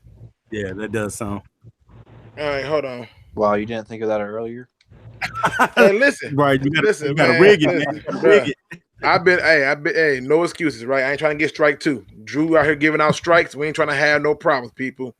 We ain't trying to have none of them problems. Hey, Nomis, we were talking about the culture changing of Detroit, and Drew, not Drew, but Mike, you want to let him know what question we had out there? Oh, Mike is not. Yeah. Hey, so Mike might be predisposed, but go ahead. Yeah. Okay, as far as the culture change, man, like I said, we have never, ever had a solid system that we can build up on consistently. One year you decide to do this, another year you decide to do that. Your draft match the philosophy, your free agency don't match the philosophy. You don't know what to do. It's like, where was nothing that you saw that you weren't seeing? maybe want to see like Is Nomis breaking up? Is that just They me? want to see how Nah, this. Robo he sounds like Nomis. Optimus Prime to me. Yeah, Nomis, Robo Nomis, you Nomis. breaking up, bro. I thought it was just me, man. I thought it was Yeah, just it's Robo Nomis. Uh-oh. How about now? Yeah, you good. Okay, yeah, it's just that the reason why is because they don't have any people who care. That's how you start a culture. You have to have something that you care about building. And if you don't care, yeah. guess what? You're gonna have a big mess every single time, and your fans are gonna be upset because they don't see where the direction is going.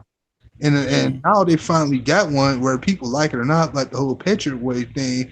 It's not about that. It's about finally having something that you can say, okay, this is kind of how I want to do it. I want to take aspects of how they do it and then build it off my way. That's what you should do. If you don't have any direction, you need to find somebody who has a success story. Take aspects from what they've done and then find a way your own direction to it. And that's what they're doing. That's why they go out there into winning teams, trying to get people who know the system so they can kind of fortify it to their own and put their own spin into it. And I think that's what they have to continue to do. They have to still know where to put the money at. They still have to be aggressive on making moves, like this thing with Snacks. Hey, you might need to pay this man. At the end of the day, I think we're starting to get close to where we're able to build for the future and still win now. And right now, it's starting with him. Yep. Hey, that you said that, Nomis, I definitely agree with that, man. I definitely think like right now, even though we don't know what's going on behind the scenes, everything, I definitely think that they talking to Snacks and letting them know, like, look, hang tight, hang loose, or whatever. We got you, man. Don't even worry about it. We know that you came over here in the trade. We know that you was already seeking an extension and things of that nature, and we're gonna take care of you, man. But just give us a little time and go ahead and go to training camp, and definitely, man, we're gonna keep this on the table. And one thing I want to add to this is for the fans. I know people been talking about why the Lions are not making any more moves. They still got this much cap left, et cetera, et cetera. Y'all have to understand. Don't rush and make nothing until when maybe at least some of the preseason games are done, or not all of them, because you want to see what the guys you already have now, the direction that they can go to, if they're good enough. You don't want to rush and make moves out of panic yet. Wait till after the preseason is over. Then you can see what you want to do with the money. Don't just waste your money on any old big name player trying to prove that you can build something to win. Wait and see what you get out of the guys you already have first.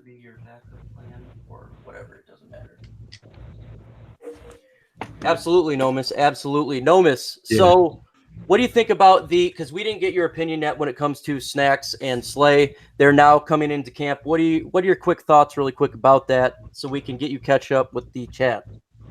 Well, I think they should do specifically Slay. He needs to first off wait. You gonna sit your country butt down somewhere. He needs to wait. Snacks, on the other hand, I think what they should do is let him come back and do his job. Once he proves that he's going to do his job, they should go ahead and attempt to give him one through the time they said they were going to do it and honor it. Because again, you have to take consideration. This man turns your defense around, and this is where the Lions usually always shoot themselves in the foot. They get a little bit what they want in return, and then as soon as it's time to pay up, you don't do it. Pay this man right now, ASAP. Especially if it shows that he still hasn't lost a step and he's been working out. That means he just wanted to do things on his time, and he wanted to see that you guys were financially loyal to him. And I think he'll give back in return. That's what I think they should do with that. Absolutely. Hey, that's definitely a positive way of going about it as well. I concur with you when it comes to that, folks. We are going to get the phone lines put up. It should be any moment. As soon as you see that number pop up, folks, I want people calling in. I want this to get hot. I want your guys' take, talking to us. What do you think? You can ask any one of us a question, or all of us a question. If you've been a huge fan of Everything King, I'm sure he has no problem answering your question. Right. And we're going to get to it, man, because this show is all about you and giving you guys the facts for how we see it, how we see the season playing out. Any question that's related to the Detroit Lions, go ahead and do so. Again, just make sure you do not curse. And as well, when you call in, to place it on mute so we don't have an echo. With that, folks, here we go. There is the number. Go ahead and call in. Again, make sure that you put it on mute so we don't hear an echo, and try not to curse. And you're going to be live on live with us, man. So LukeG, whenever they start going, just let it happen, man. Yeah, I had to go back to the old phone system for this one because, like I said, this other one is. Hey, somebody put it in the chat. They flat out said I got to mess with the phone system and I messed up my fuses or something because I'm trying to figure out why my house only lost power. What happened? Yeah. What happened? So here go the first call, people. What up, though? You on the show? Hello. Can you hear him? Yes, sir. Yeah. All right, let's talk about it, man. Got that to work. All right, who just calling, What's up, man? Oh, it's JT Sports. JT Sports, talk to the people. So I got a question. At the beginning of the live stream, when I first joined, they were talking about the NFC North, and I just wanted to address something. So I forgot who it was, but he said it was two teams, and he counted out the Lions. And I just want to say, no, he counted out the Vikings, and I just wanted to say that every team in the NFC North has a chance to win it. A lot of people got mad at me because I think the Lions have a legit chance to win it. And I think every team has a chance. You can make an argument for every team. With the Chicago Bears, Mr. Trubisky, even though a lot of people aren't sold on him, you got to be sold on the system with Matt Nagy because Mr. Trubisky, this is a guy who in his rookie season had a 31.7 QBR rating, and that was the worst in the NFL. Last season, this guy went from 31.6 to 72.8, which was one of the best quarterback ratings in the NFL. So if you don't trust Mr. Trubisky, you don't got to trust Mr. Trubisky, but you got to trust the Matt Nagy system. And when you look at some of the best quarterbacks in the NFL right now, Tom Brady, Drew Brees, some of the elite guys, they've been in the same system for a very long time. So quarterbacks that are in the same system for over a substantial amount of time tend to have a lot of success. So Mr. Trubisky, when we look at his jump from year one to week two or year two, we can only assume that this guy is just going to get better. And even if he doesn't play that good, he won't be no more worse than the average at best. And average is still going to be enough to get the Bears to the playoffs. So as long as he's in that Matt Nagy system, he's still going to be able to have success. Chase Daniels was in that Matt Nagy system when Mr. Trubisky got injured. I believe it was that Thanksgiving game, and Chase Daniels was still doing pretty well in that system. So the system works in that Matt Nagy system.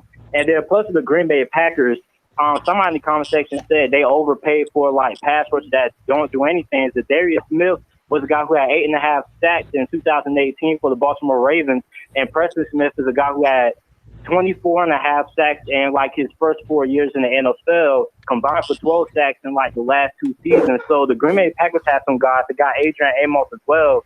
Detroit, we already know how everybody feels about Detroit. I think Detroit had one of the best free agencies in all of football. I think they had a very good offseason, got really better. And if people don't think Detroit isn't a better team than what they were last season, then I think it might be a little bit of bias or unfair criticism there because Detroit is definitely a team that can easily go from one of the bottom feeders of the NFC North quickly to the top. And then the last team,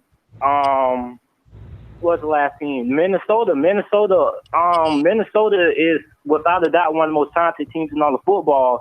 If you can get over the offensive line, last year the offensive line coach died. So anytime you lose your offensive line coach to something so traumatic like that, it's going to have an impact on the offensive line. But in this year's NFL draft, they drafted Garrett Bradbury, who was the best center in this year's draft class. And if you look at the top offensive lines in the NFL, most of those top 5 offensive lines have a good center. Like the LA Chargers. Pouncey is arguably one of the best centers in the NFL with the Pittsburgh Steelers. The other Pouncey brother, he's one of the best centers in the NFL. The Philadelphia Eagles. Jason Kelsey, one of the best centers in the NFL. JT, wait a minute, JT. I don't know if you call to talk sports, if you call to just shoot, takes man. JT, take a break. Okay, JT, I'm with you, bro. I'm with you. I'm picking up what you putting down, JT. Say that anybody could win the North. Hey, man, listen, you said that and then some. I just want you to know you was on fire, man. In case y'all didn't know, man, that's JT Sports, man. He's got a YouTube channel. Definitely check him out. We're going to be collaborating this Sunday. So be looking for that to go down, man. But JT, man, we're going to address that. You gave us a lot to work with. Let me hang up from you because you gave me a lot. We going to cover We it. appreciate you, JT. Appreciate that, man. Look at that. JT came through like we was in the rap beef or something. Like, yo, first off, let me. He gave you 200 balls. Yeah, first off, let me tell you how this going down. Knees like, weak, bro, arms spaghetti. Man, yeah. But I mean, listen, I get his point. He's trying to make the point that, we shouldn't overlook these other teams in the division. This can be anyone's division. And I think it was me who basically agreed with the statement about the other stuff. So, but I mean, we got another call coming in, so we'll take that and we're gonna address JT in a minute. Let's try to get these calls out. What up, though? Welcome to the show. Who this? This is Detroit Legend Sportscast. This is Detroit Legendary Sportscast, aka Willie Kennedy. Talk to the people, man. What you got for us, man? Hello? Can you hear me? Hello? Oh, Will, what's going on with you, Will? Will, we Hello? still here. Y'all hear Will? Yes. Yeah, we can hear him. I can hear you now, yeah. Okay, talk to me. All right, so look. Uh-oh. You already know what I'm saying. Uh-oh, here we go. Y'all say y'all not doing biased media. But right, y'all unbiased. come on and y'all just and y'all unbiased media. So y'all come on and y'all degrade every other team but the Lions. Every other team have proven themselves at least one of these last 4 seasons, but the Lions. You know what I'm saying? That's all I got my beef with right there. Like, how is that possible?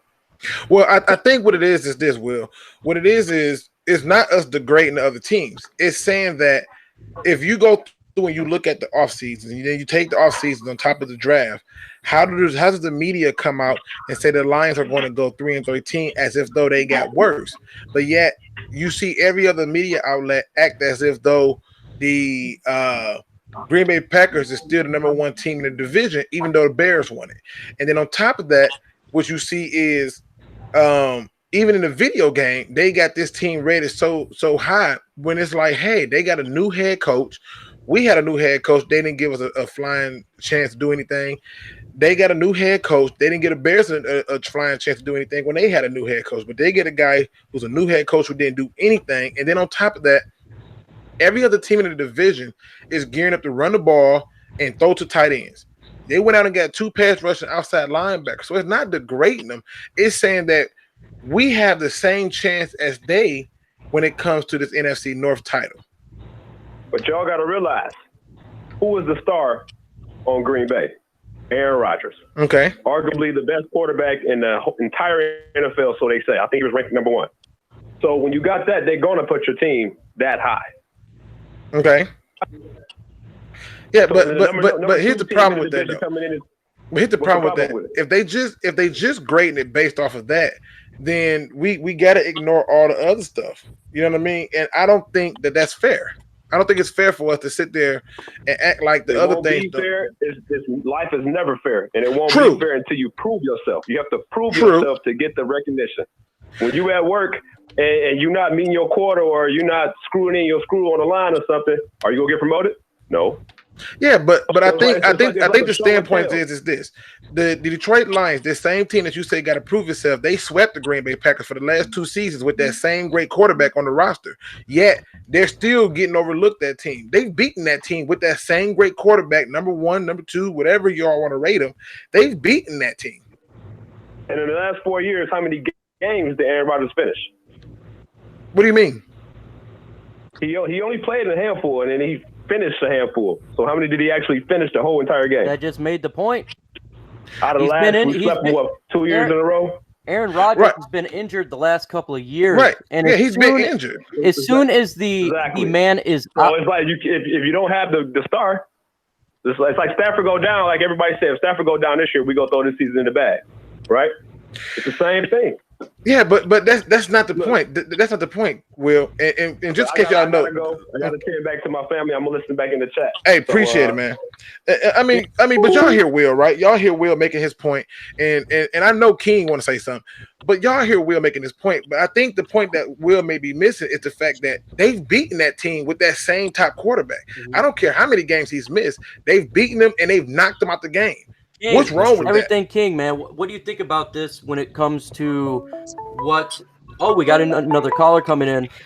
Well, hold on, because I gotta I got to get it together. Hold on. I'm at to clear this one. Call right back, man. I really want to address this, and I want to address what JT said. And I want what King has to say about this for sure. King, what do you think about the last caller and his issues with the Lions and winning? Well, I'm at a point in my life where I just don't have the patience to deal with Mike Bellini's fan base. Here's the thing. Okay, Aaron Rodgers not finishing games or not. The Lions was the team that put him out. You know what I'm saying? They was the ones that sacked him and injured him. That defense did that. It's not like we had a trash defense. But, over the last 4 years, the Detroit Lions, we haven't won a playoff game. But listen, man, I'm not talking about the last 4 years. I'm talking about right now and what the Lions did in this offseason. Green Bay did not do anything significant in the offseason to make me believe that they're just going to be this fire team like the media is trying to make them seem. Nor have the Bears or the Vikings. These teams have not did the significant things to make me think they're going to be a different team than they were last year. But the Lions have. Robot effect. Robot King.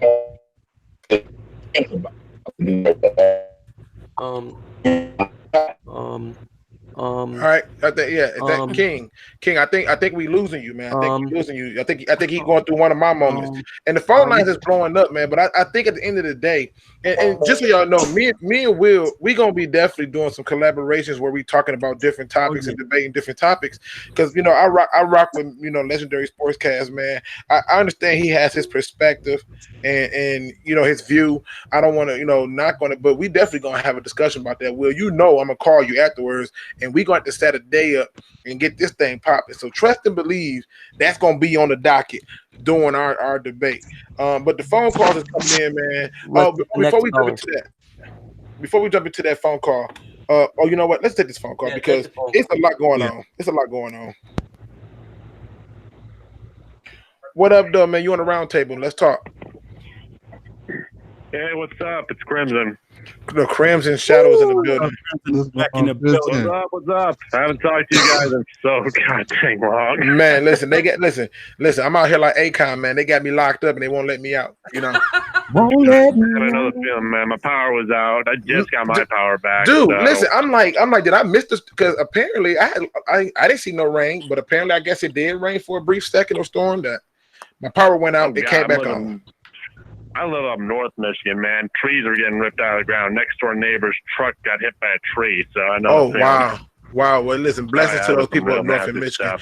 What you got for us, Crimson?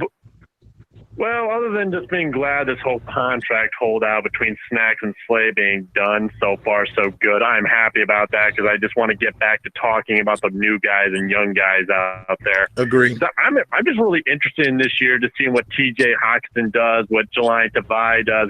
I'm thinking about getting a Jelani Tavai jersey this year. Yeah, and I'd never owned a jersey before, so that should show you how much I like the kid. Right. You say you got a lot of faith in him, huh?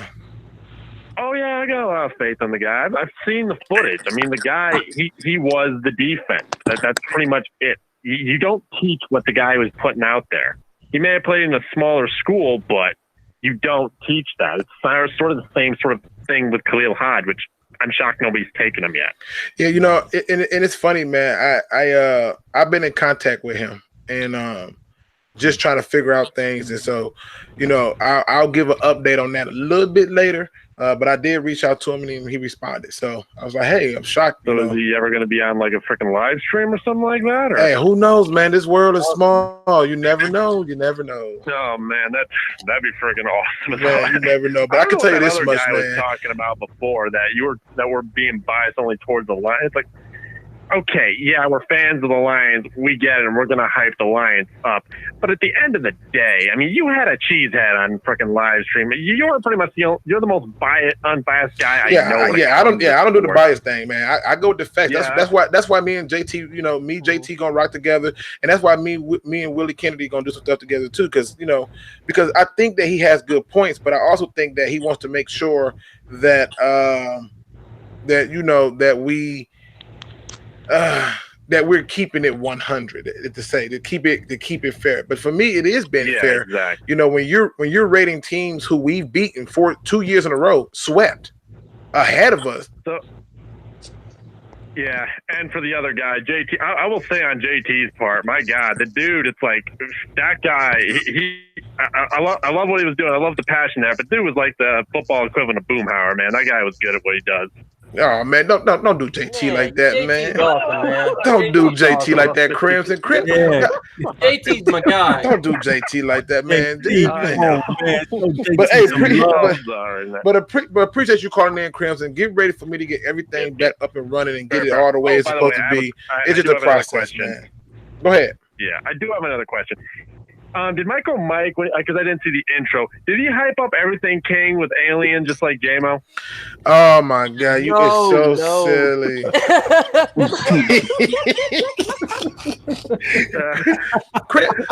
Crimson don't called in rare form today. Me and Crimson gonna do something together too, man. I have so many things on the agenda to do. What's got me a little bit slow is I got another baby on the way, so I'm trying to prepare for that and get that going, man. So that's what got me a little bit slow. I got a baby on the way, and so I'm just trying to get that prepared. It could be any week now, so if you see me disappear for a week, chances is I might be doing the holding the baby with a bottle, but I'm gonna be holding the baby with a bottle, still doing this live stream. Facts, you know. It's just like a job, man. You get 2 weeks off. Hey, as always, man. As always, I appreciate you, Crimson. Right. Peace, guys. I see. Tried and got to get back to work. Gotcha. So, I mean, but fellas, I mean, listen. I think it's okay for somebody to call in and say, "Oh, I need y'all to be a little bit more not aggressive towards the other teams." But it just explain to me, how do you get this thought that we are going to be worse than we were last year? That's what I don't understand. No way. Well, you got to look at the operations that Quinn has done. He's picking up a lot of quality individuals that match his scheme. He's picking up individuals that match the intensity. And let's answer that phone. Man, they coming in quick. What up, though, man? You on the round table? Let's talk about it. Yo. Okay, I got they wasn't ready to talk about it. Hey, but Detroit Drew, let me talk to you for a minute, man. What is your thoughts to the fan who feel like how Legendary Sportscast feel, or who feel like how JT Sports feel, or the fan who feels like, yo, who, like in the case of King, who feels like, yo, this ain't nothing more than some Mike Valenti thoughts. What is your thoughts on that? I mean, there's two sides to a coin. There's a head and then there's a tails. Either you're with the Lions or you're not. But we can't say that the Lions didn't improve. You're blind and you don't want to believe it. And now we're not even saying that the Lions are going to do anything. Obviously, they're in very good position to win the NFC North and get a crack to win a playoff game. And obviously, that's the goal for the Lions. But I don't think any of us have gone out and said that's going to happen. And that was my point. Yeah. I think we're more than likely going to be a wild card team, if anything. But we have a very good shot at making a run at winning the NFC North. And you can't deny that. We have a better shot at Green Bay. Green Bay didn't really do much, in my opinion, to get better. Minnesota and Chicago didn't really add that they didn't. And that's what I was explaining when I was cut out. I had got into the parking lot at my job, and my signal gets weak as soon as I get here. I swear Walmart got jammers in the parking lot just to I swear they got jammers. What I was trying to say was, man, listen, we're not trying to be biased. It's just the fact of, why is the media being biased? That's what we're trying to Yeah, that's what we're seeing. Yep, right. You're right. Yeah. You know, we have a team where they actually added some solid guys to improve. These other teams did not. Oh, not again. They did not do that, man. That's my biggest point. You don't just say, "Oh, they have Aaron Rodgers." Listen. Okay, you can believe the hype all you want to. Listen, it takes more than Aaron Rodgers. Aaron Rodgers had some solid receivers back in those days. I'll say that, but yeah, some solid receivers and somewhat of a run game for start to be cheaper. And he had a solid defense with him. You know, Matthew Stafford is finally getting these pieces to where he could be successful. I mean, you have to look at it over his career, the 100-yard rusher situation. You have to look at the offensive line situation. Matthew Stafford has the opportunity this time because they're building something in front of him the proper way. So it's not about us trying to be biased, man. It's just these teams haven't shown me anything in the off season. So why am I going to carry their previous record into this season? Every season is different. I don't care what nobody says. This is the NFL. This is not the NBA. Yep. Well, look at teams like Carolina and Atlanta who went to the Super Bowl, and they haven't really come back from that. But I don't think that many of the fans understand what it's like to see your team make moves, not just make any moves, but make football moves that make sense, that you can actually see and say, wow, they're getting better. But then to have the mainstream media say 3-13 and 4-12. The reason is, man, because they're so used to seeing a team fail, they don't want to believe it. And it's like it's really a mind warp. It's like being, I use this term, but it's like being a slave all over again. You don't want to be free. You want to sit and stay and do the same old thing, keep yourself down in real life instead of doing something that's going to get you out of it. So that's kind of how the fan base is. They don't want to step out and see that there's a possibility that the Lions can have a top 10 on both sides of the ball. They don't want to see the opportunity to do it because in their minds, they still can't believe they spent $90 million on a guy to come play for the defense, and then another 30, and then still got money left over, and then they drafted right. That they got solid young talent and on the team, and last year you can see the coaching staff and how the way they schematically was beating teams. Last year when we beat Green Bay with Aaron Rodgers the first game, we schematically beat him. He did not come back because he was so great. They stopped loading the box. And when he played to that whole blitz thing, that's when he'd get the ball out of his hands so quick. And the thing is, if you look at the game, they did it again. At the end of the game, they went back to loading the box up. What he couldn't do, he ran through another pick or get through another turnover. He was getting hit all over again. Why? Because they cover sacks. Everything about the scheme, we took him down. You have to believe in the scheme. You have to run the ball and believe in the defensive scheme. That's the best way I can go about saying that we can be successful next year. Watch the scheme closely. I like that approach. Go back and look at all the film. Yeah, I like that approach. I think you hit the nail on the head, Nomis, in terms of doing the scheme, and I think that's the best approach to have with it. I think it's just one of the things where, and I think King hit on it quickly, where he said, you can't just tell me, oh, because they got Aaron Rodgers, they winning. But they didn't. They had Aaron Rodgers last year, and they didn't win.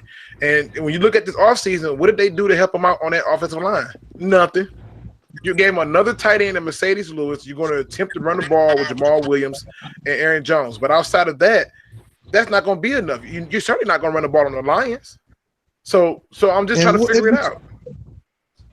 And if you look at the last couple years when he got hurt, like it's 2017. How many games did they win before he got took out in that week 8 or week 7 game? Weren't they like already below 500? Yeah, if I'm not mistaken, I believe it was. And weren't they losing most of the season last year when he was still? Oh, we got a call in. We must have hit a nerve, people. We must have hit a nerve. Got a call. What up, though? You on the round table? Let's talk about it. What's going on, fellas? What's going on? Who we talking to? It's Melvin, man. Melvin Drew. Melvin Drew in the building. What up, though, man? Glad to have you on the show. Man, straight out the D, baby. Straight out the D. Living in Atlanta. Hey, man, talk to him, Melvin. What you got for us? Listen, man, I agree with a lot of people that we still got to prove something. You know what I mean? Okay. It's been, you know what I mean? We got a history. You know, we got a history. And usually our history is we set ourselves up with some expectation of our Lions. And they don't always seem to, to get us what we need to be. So, but this year is a little bit different, and I'm with y'all all. You know what I mean? We got a solid core built, and we did a lot this offseason to make sure that we win football games. So, my other take is that even though, like the caller said earlier, we do got to be critical of our Lions because they got to prove to us that they doing what they got to do on the field. But with that said, every good team has an identity. So when you think about New Orleans, they have an identity. We know what New Orleans is gonna give us. We know what Philly gonna give us the last couple of years. We know in the past what Green Bay has given us, but they not there no more. And you know, you can go down the line to Kansas City. You can go down the line to some other teams that have proven systems built in. But my thing is, the media, they do got to recognize that what we have, we are at the base of the core of our building for success.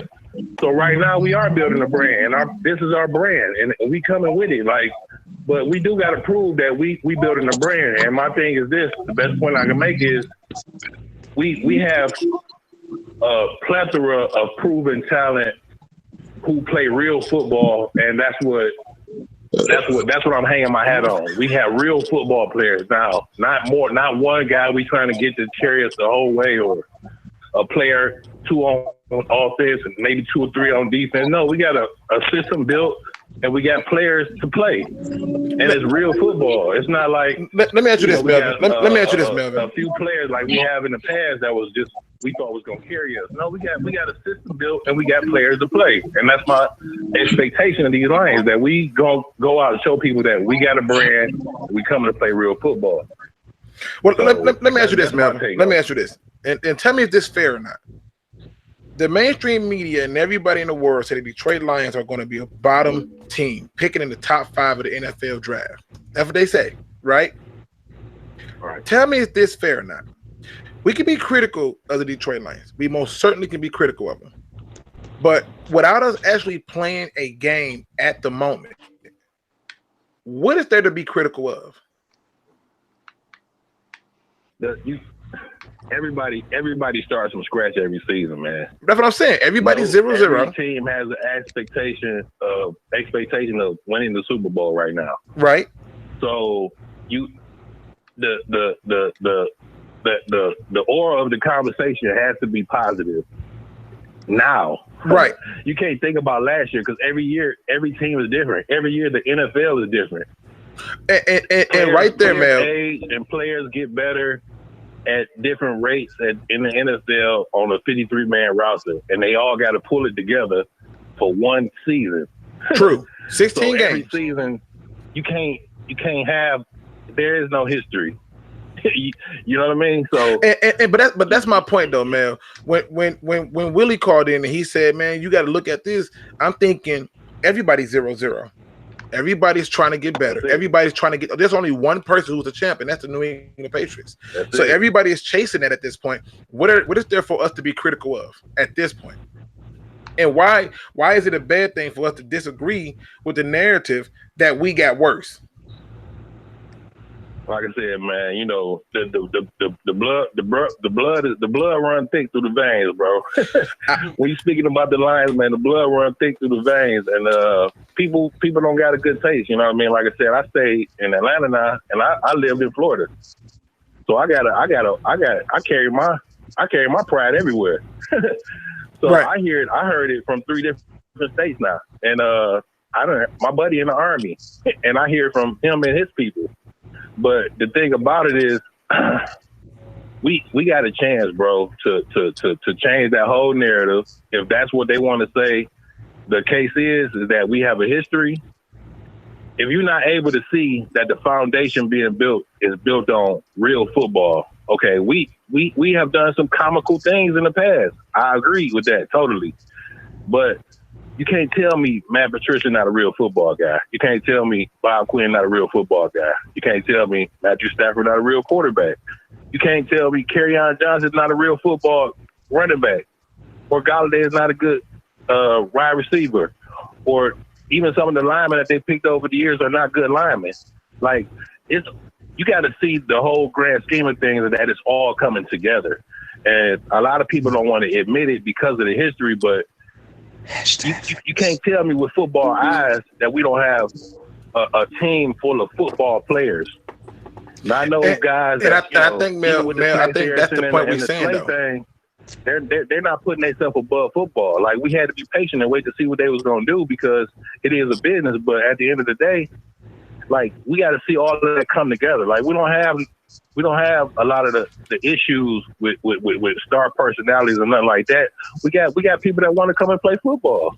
Like, let them play football and judge me 8 games in, and then judge me at the end of the season. And that's all we're saying. I mean? Like, that's all we're saying. To play. I believe that's all we're saying on this roundtable, which is everybody's 0-0. You know, you want to talk about let's talk about last year. We swept the Packers. Why are they so great now? They didn't upgrade their offensive line. You know, they didn't upgrade their run game. I don't even think about the other teams in the division, man. Let them do what they do. You know, me and my homeboy talk about it all the time. Every year, all teams gonna get better. Every year, all teams gonna draft for need. Every year, all teams gonna do this or that. So I don't think about the Packers or the Vikings or the Bears. You know what I mean? Let them do what they do. We just got to prove to them within the division that we gonna beat them. And I'm gonna say one more thing though before I get out, man. All right, man. Hey, man, I mess with all y'all. Everything King on down, MicroMike. Y'all all got good, specific purposes for Detroit sports and the Lions. Keep doing y'all thing, brothers. I wish y'all all the way. I just hope that y'all grow and everything get better, man. And hey, Lord be with all y'all, man. Hey, man, appreciate that, man. Appreciate it, man. Like I said, we're gonna be doing this a whole lot more. Trust. But I'm listening every time, though. I'm gonna hang up and listen, man. So, appreciate it, man. Thank you so much, man. With all y'all, man. Keep it up. You know what's cool about that, though, fellas? You know what's cool about that is that right there.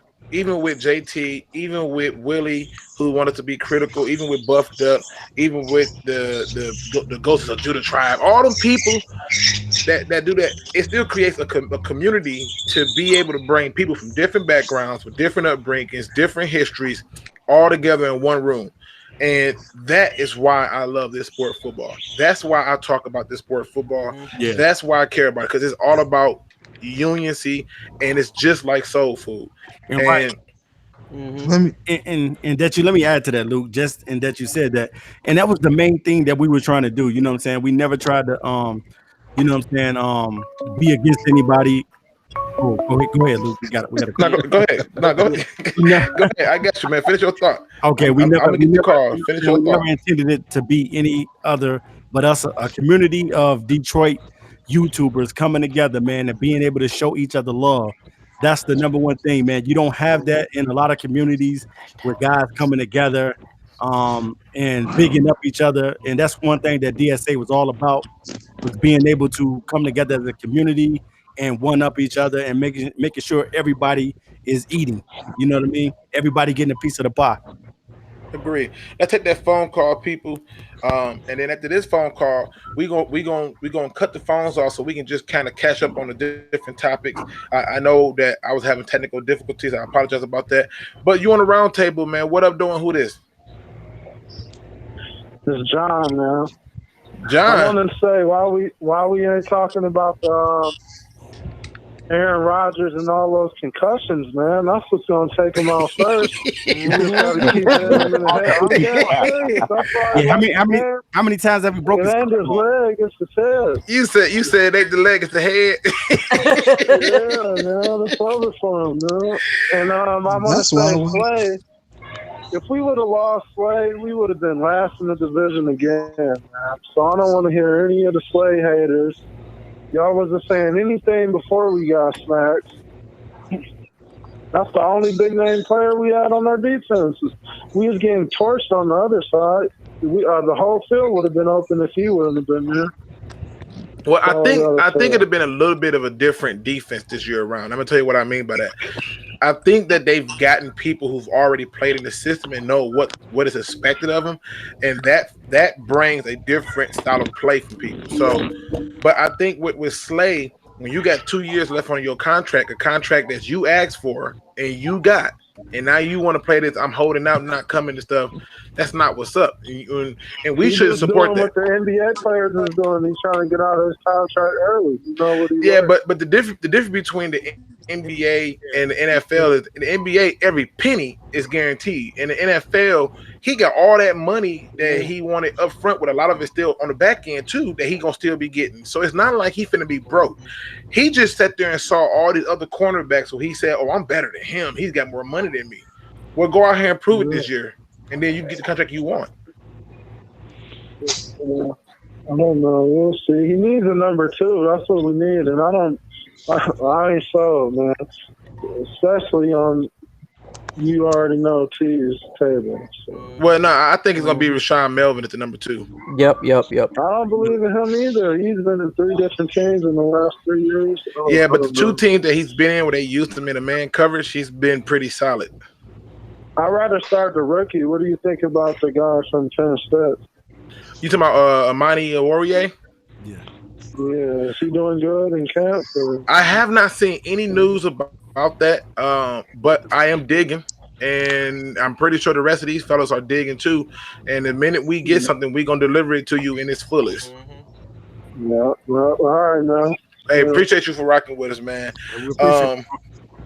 Yeah, we're gonna shut the phone lines down for right now, man. Just so I can, because again, I got it up kind of late. That's on me. My apologies. That won't happen again. This I promise you. I don't need Drew giving me no more strikes. Drew, how many strikes I'm at? 1? You're at 1.5. I'm still at 1. All right. I mean, but he do pose a question that I think we should explore. Are you comfortable with Rashawn Melvin at 2? Let's start with you, Drew. I'm sorry. Well, I was on Twitter. I seen that they put Big Play Slay at number 86 to the top 100. So I didn't hear the question. I'm sorry. Yeah, I'm saying, are you comfortable with Rashawn Melvin being the number 2 cornerback?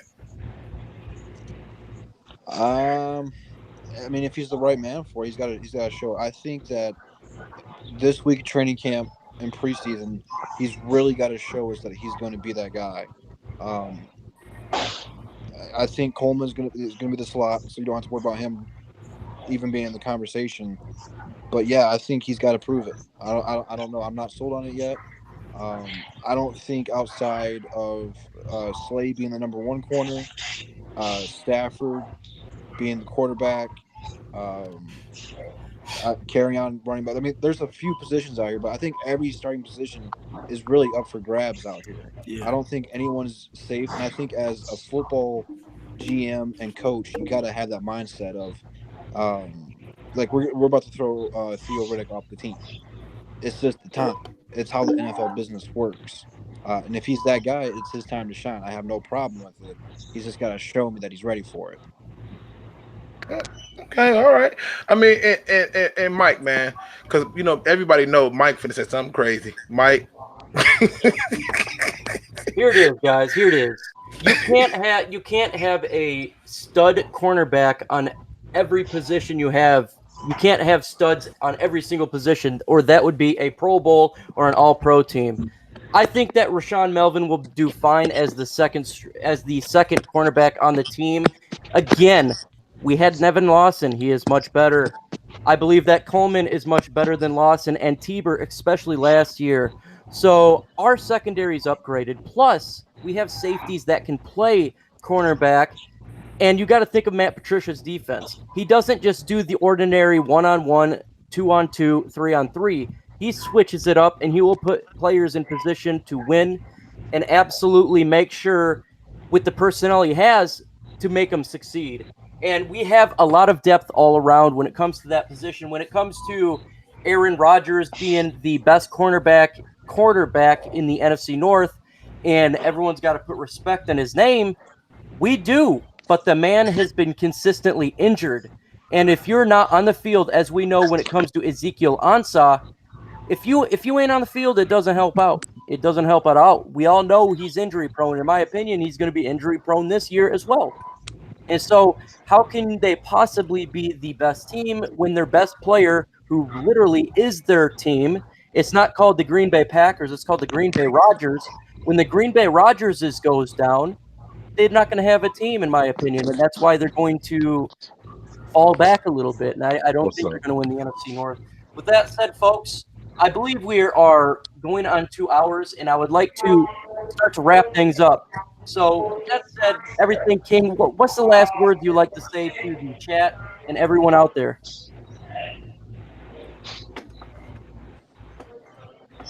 Okay, fellas, can y'all hear me? Yes, yes. Since we go ahead and wrap the show up, I am currently at work and I'm getting ready to head to a meeting. So I just want to say I appreciate you fellas for inviting me out to the show. I had an absolute blast, a lot of laughs, a little frustration at the end, but a lot of laughs, and a lot of good sports talk, man. So I just want to say I appreciate each and every one of y'all. Keep doing y'all thing, man. Salute. Keep pushing this fan base, man. Hopefully we get noticed. One of us get a radio show so we can get rid of 97.1. Hopefully we can do some real things, man. So it's always a push, to get better, man. So I just want to say I'm excited for this season. I'm ready for training camp, and everybody be blessed out there, man. I still want to holler at you about Sunday tomorrow, man. I want to say a big special thanks to Everything King, man. He is one of the biggest, if not the biggest YouTuber in Detroit.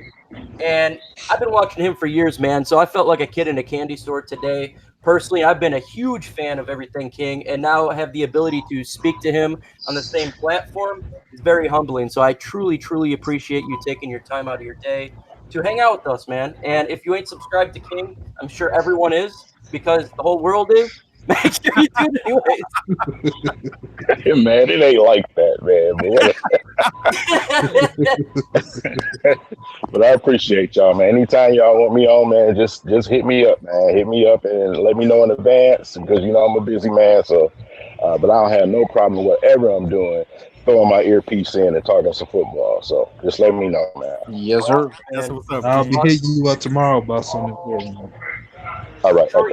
Detroit Drew. Finally, this was my first time to speak to you, and it was awesome, man. I've been a fan of you for a while, and I really appreciate you taking the time again to come out here, just like the King. What's your last thoughts to everybody in the chat? What do you got to say to the fellas? Well, as the only Detroit YouTuber to have a comedy special, I'm glad to give you guys some laughs. And just because I have the Lions tatted on my arm does not make me a diehard overzealous, biased fan. I give up on the Lions way quicker than I do the Pistons. I actually gave up on them around week 5 or 6 last year. If you go back in time, I was very frustrated. I'm surprised I still have all my hair after last season. Awesome, man. Hey, Nomis, I know you didn't get a whole lot of time to talk, and we'll definitely make it up through this week.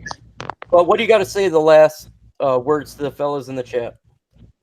Yeah, of course, thank you and shout out to the Heart of the City through and through J-Mo. I know he couldn't join us tonight. The thing is, man, look, man, what the thing is with the Lions, man, we all got to remember this. It's always going to be wait and see. But like I said, that's why you have film. That's why you have the option to relook at games over and see what you saw wrong. And, that's just what it is with me. I'm a wait and see kind of guy. I don't like the hype either, but I'm rolling with it as long as I understand it. And I guess when people don't understand, fear comes in. So you have to understand, just relax. That's what it is about relaxing. And again, thanks to everybody for letting me on the show tonight, man. I know it's kind of late. Some family stuff going on. But we go ride this out. We gonna make this group stronger, and we go rise above everything we got to do, and we go keep on going, man. Keep on trucking, and I want y'all to stay with us and hit the subscription button on everybody in this chat and a few members, including Positively Detroit 97.101 as well. And thank y'all. Have a blessed night. Noble, man. What do you got to say to the fellas in the chat? Let's hear it, man. Hey, Mike. We appreciate everybody for coming out, man, and listening to us. We special shout out to Everything King for coming and joining us on today. Definitely shout out to our boy Drew for coming on, because he normally talks the Pistons talk, and today he came on the round table with us. So definitely, man, you know what DSA is about, man. We're about bringing that community together, the community of the Detroit Lions and Pistons community, and also the Red Wings and the Tigers. So we out there looking for guys that want to talk about the Tigers and the Red Wings as well. Definitely, man, we appreciate everybody on tonight. We definitely have videos coming out Make sure you guys watch those videos. Make sure you guys subscribe to each and every DSA member, because all of us bring different material, but we all talking Detroit sports. And definitely, man, we appreciate everybody on tonight in the chat. Nothing but love to everybody. Nothing but love in the chat. Appreciating everybody and their all the subs and all that you do. And shout out to our boy 313 J-Mo. Was not able to be here on tonight, but we did cover for him. LukeG, Field General, my mentor. I'm Robin to his Batman. What's the last words you got to say to the folks? Okay. Oh, looks like you just turned into Nightwing.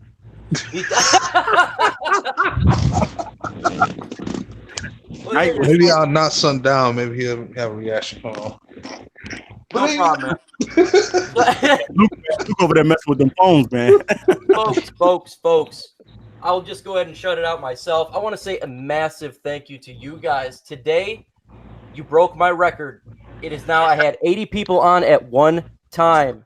At one time. Yeah. That is awesome. That is, Congratulations. compared to what we've been told that I can't break records, we just did, folks. 80 people on at one time. I'm really thankful and grateful. Folks, we have big plans. Big plans for you guys.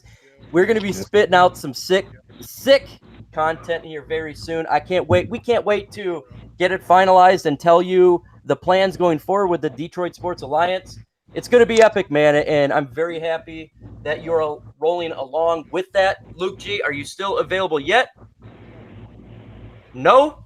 With that said, folks, I'm going to be LukeG here. Folks, don't be no chump. Do your research. Adios.